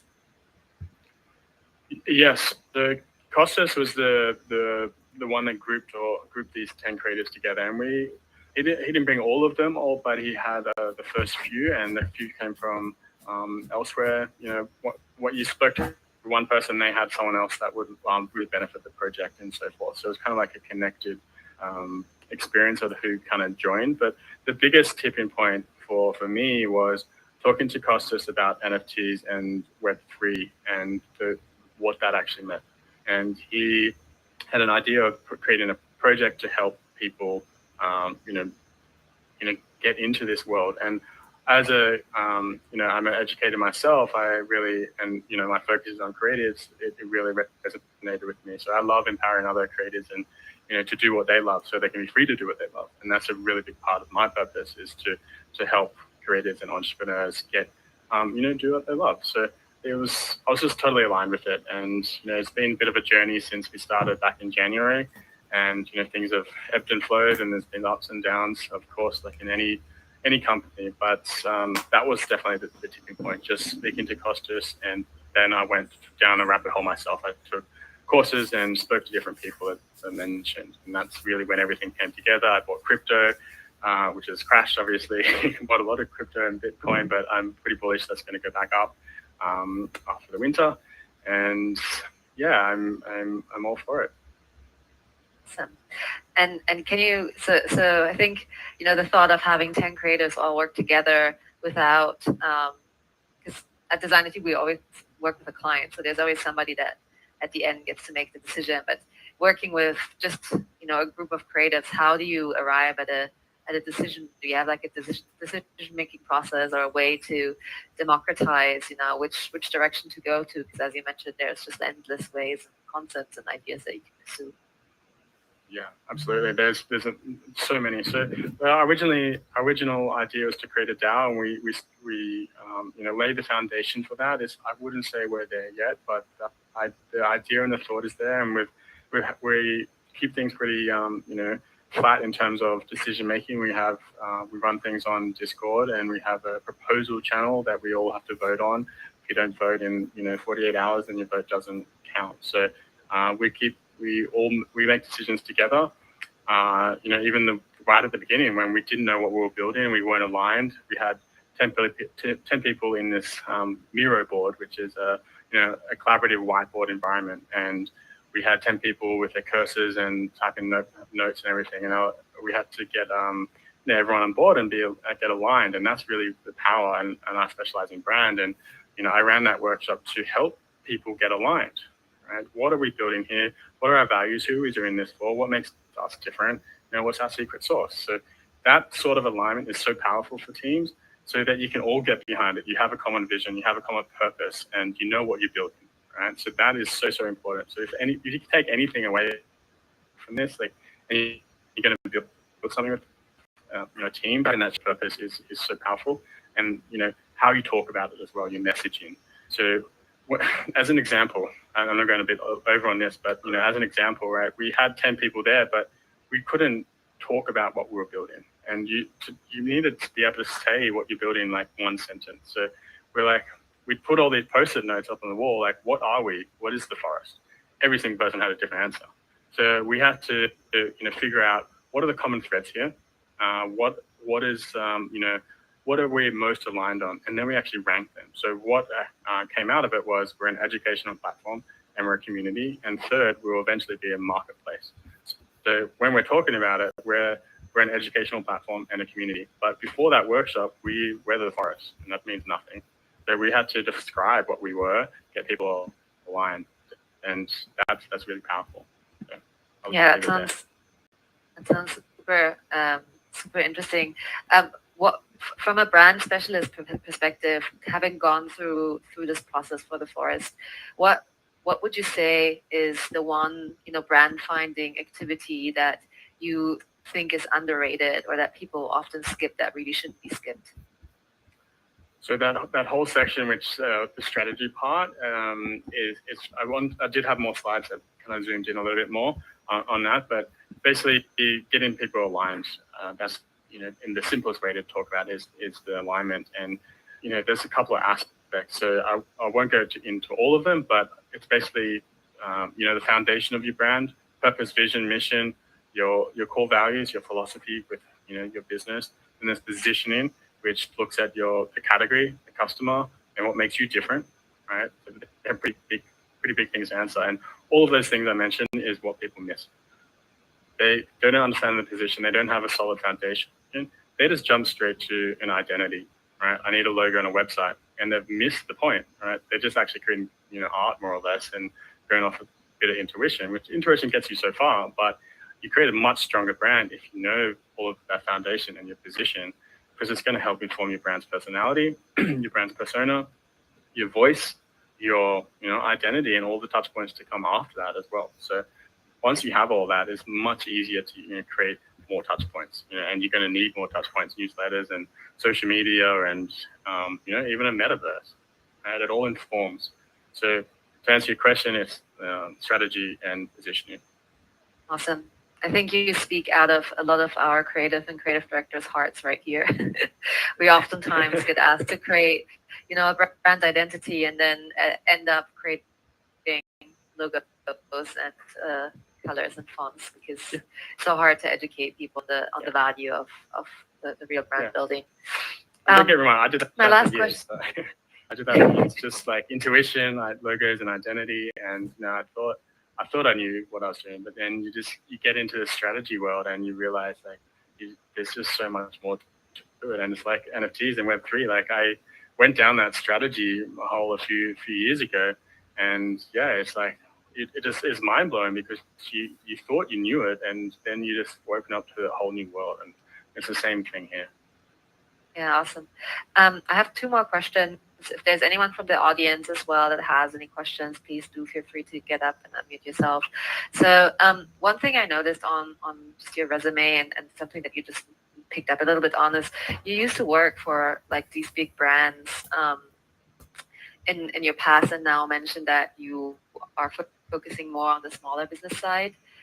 What is your motivation behind that? Why this shift? Well, anyone that's worked at the agencies could probably answer that. But I cut my teeth in New York at the agencies there and got access to these big brands. And you generally get access. You need bigger teams when you're working on these big brands. So bigger projects, bigger budgets, more risk. So you work within a team. And I loved it for about 5 years, and then I called it quits. So I went traveling for 1 year, and it went really, really well. And that 1 year turned into 3 years doing a digital nomad life. And that's, then I was working for myself, and I'm like, why would I go back to working for, other people and doing that grind, especially in New York, where it's, they really burn the candle at both ends there, work hard, they hard, but it's, I came back to Australia after the world adventures and settled down, and bought a house and everything. So it was like, the lifestyle just changed. So I adapted. So now I work for myself and have a few team members, and run the show that way. I think it's you run the show.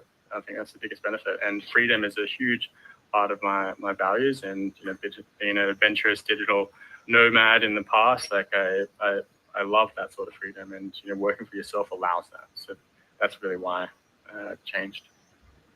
Awesome. Yeah, I think a lot of us can also relate to that, the freedom of working remotely and being able to kind of like set your roots wherever you want to is a pretty awesome feeling.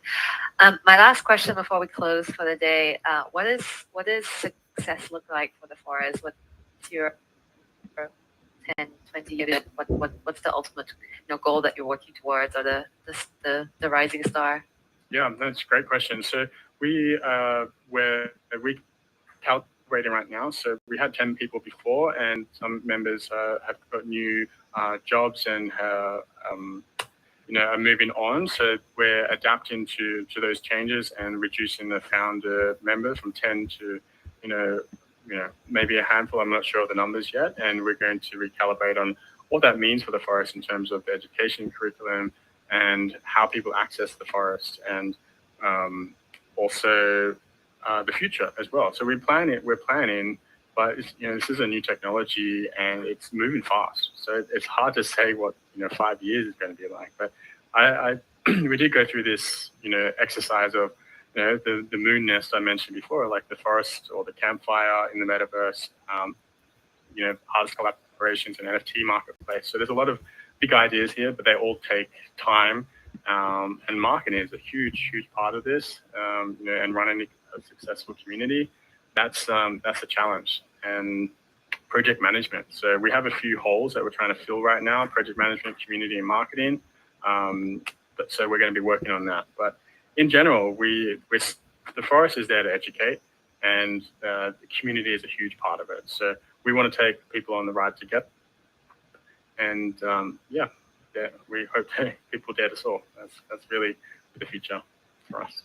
Awesome.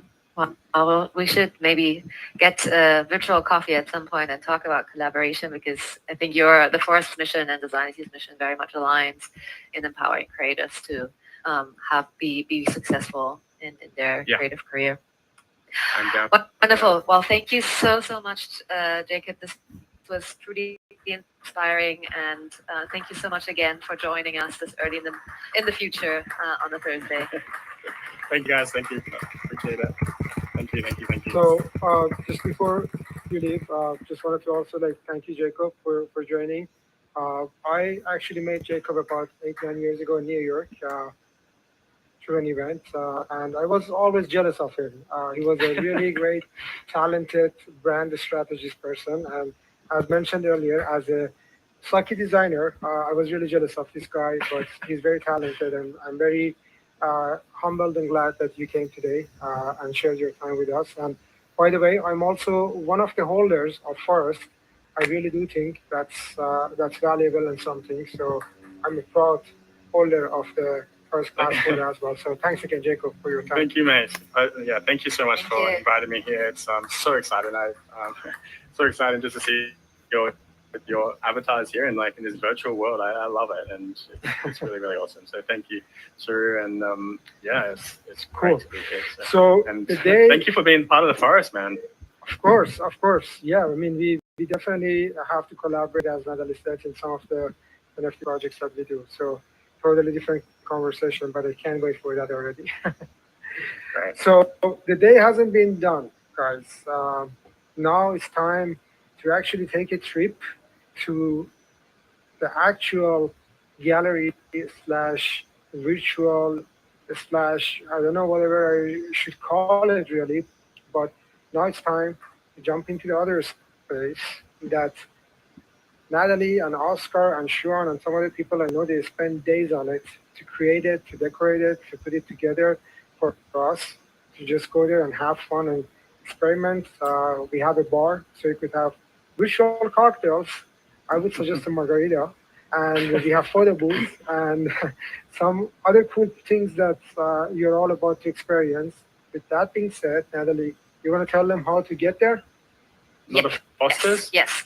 So if you see behind me, there's a portal where you can travel to our networking room. Please go through there. One really important thing, when you get there, you need to please enable audio fall off. It doesn't matter if you're on your computer or in your VR glasses. That will actually enable spatial audio so that you can walk around and talk to people one-on-one or small groups without hearing, all the 50 people that are in the room. So if you're on your laptop, it's in your settings. You have to toggle on spatial audio fall off. And then on your glasses, it's also in your settings, and you toggle on spatial audio fall off. Again, everyone, thank you so much for joining. Can't wait to see you in the networking room and have a wonderful experience of the Designity world. All and right, if there's any technical issues, please do reach out. And see you there. Let's right take here. a trip.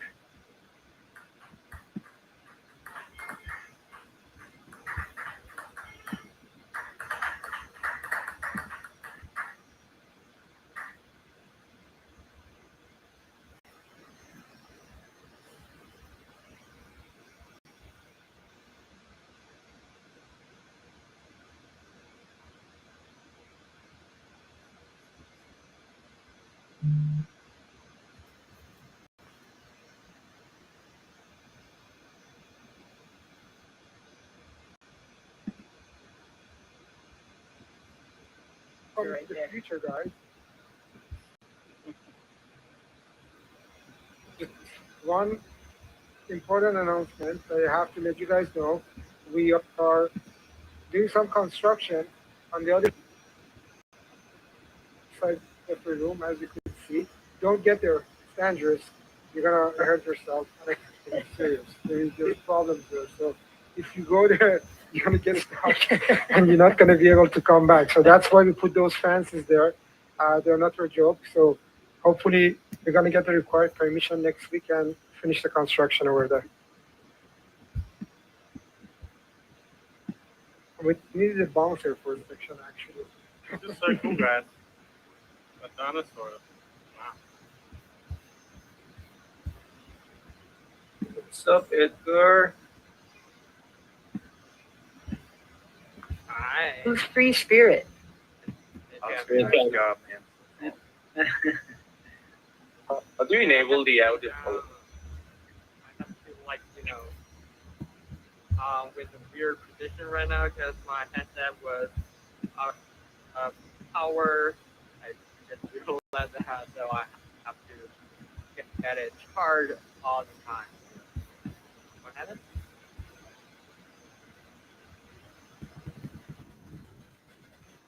Andrew, thanks so much for the talk. That was great. Oh, thanks so much. I always have so much to say. I hope you got something that landed. That was awesome. Your art is also pretty cool. My avatar, yeah, I was gonna crack a bad joke about fighting mind dragons. So I decided to dress up as a dragon, but that was gonna be the entry. Yeah. But So here we very go. cool, very cool. I should probably go network with my cousin over here, the UX. Yeah, I wonder if there's gonna be limits to this room or it's gonna break at some point. Let's see. So if we click a person, can we chat with them, or how does it work? No, you just need to go next to them, actually. Yeah, just if you're just through your joystick or your keyboard, just move or walk to them.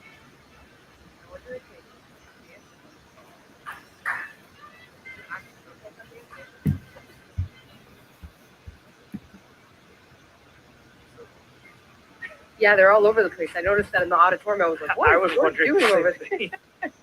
Was it me? I also was trying Yeah, to you raise were- my hand. I guess saw it that. I was wasn't going to say, George.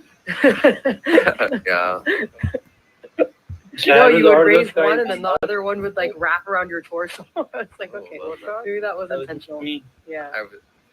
I was I see one like my roommate Are they gonna be last night was watching Let's Play the Horror video game. And there's all these like animations of like bones breaking and people getting all contorted. And I was just sitting there in this meeting watching everyone around me get like contorted and twisted. And I was like, what is happening? Yeah, that was pretty entertaining. For like the people that got stuck on the stage, that cracked me Right. up. Like, did you see that? Like, very just like stuck in the screen. I mean, like one accidental Oculus button press and you like shoot across the screen. So it's like hard. It's hard to have full control all the time. Yeah. No, it is. What is that white thing over there? I just. All right. Oh. Did you like make something by accident? What is It was that? on the library down there, but oh, you took it? Nice. I grabbed it. Yeah, I want to see what it is. Wow. It's like a little robot, a little it is white a robot robot. creature. I wonder if I can make it big.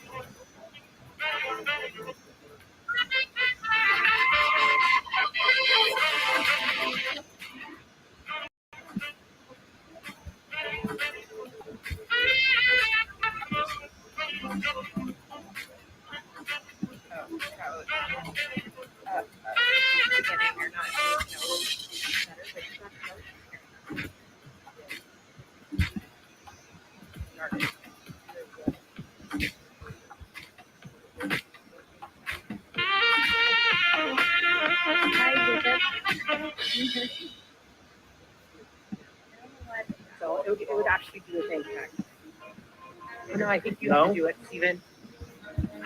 No, you have to do it. Okay. Oh, I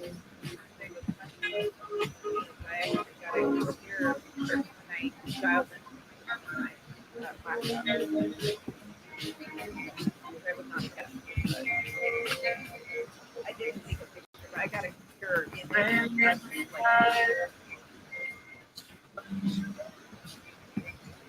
Chasing right in right road. I just found it. I'm gonna take there. yeah, they were all And I think I was stuck in the wall less minutes just for about 5 minutes or something. Like I cannot move. I don't know if people have what to do. I can't figure out.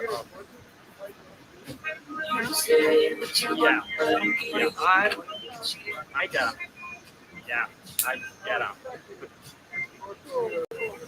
Like I can hear you guys all over my surroundings. You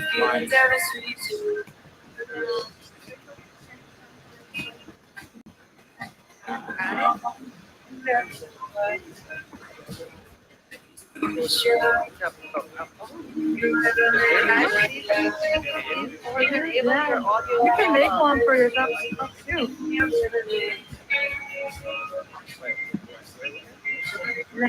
Natalie, can you hear me? Oh, hey, what's up? I feel like I'm at a party, but I'm not actually. Yeah, that's the idea.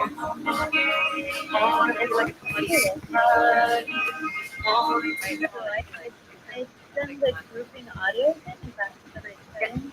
No, And you're sitting. Yeah.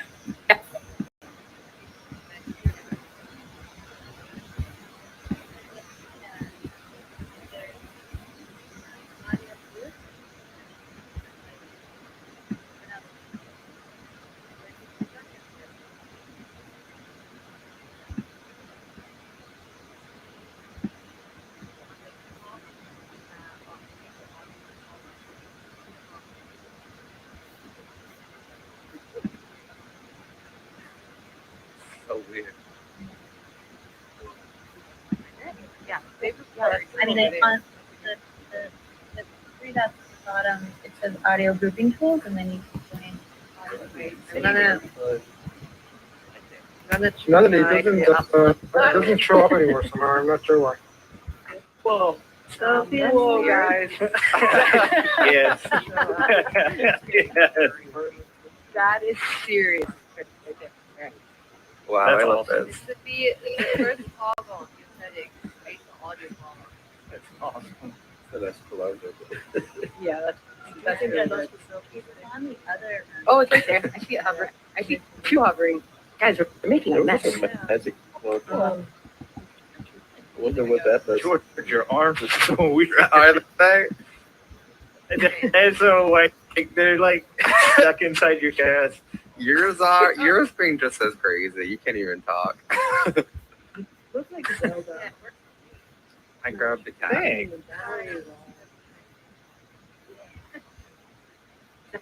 Look at that. There's a random tree in here now. Is that a tree? A random what? Where did that come from?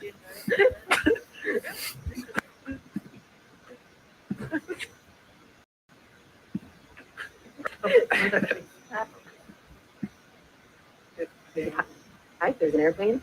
Whoop. Oh, that's cool. Some people.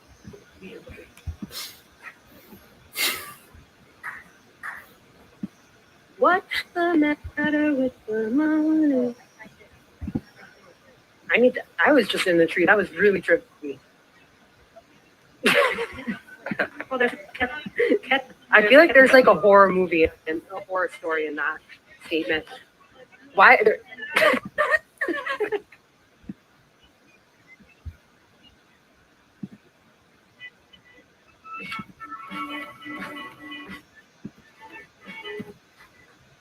Got a cat. You can get great. No, I totally didn't see this get up. Yeah, that's really, that's a good one. Oh, yeah. That's going on the wall. Cat. Yes, I am. Well, why is that a date? Oh, yes, I'm here. What? You're one. You're one. Yeah, find that. Hear this? I can't hear it. Can you hear the music? I can hear it.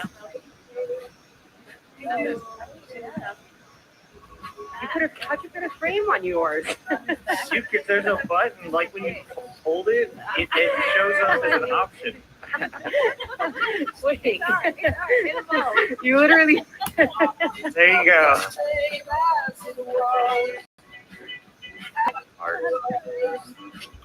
There you go. Yeah, that's amazing. $5. That is amazing. Yeah, that's awesome.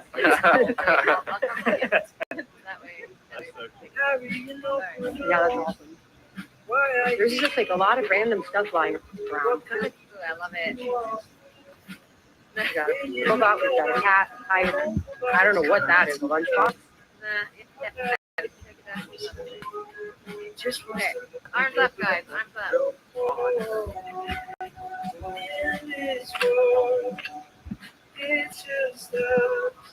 This is so cool. Okay, I took it. Hello. Oh, you framed them all. Yeah, I'm working on it.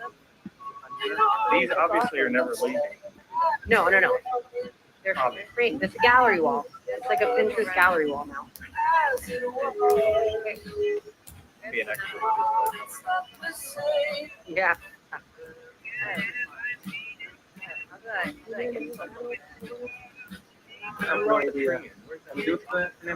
This is Yeah, someone made a tree. Wait, I want to be in that. Picture of your picture on your Wait, that is awesome. You can send it to yourself. That is so That like really does look like you. It's so creepy. Doesn't it look just like me, right? Yes, it does. Oh my god. I could also take pictures of too. So if you reverse it, I think it's awesome. hey,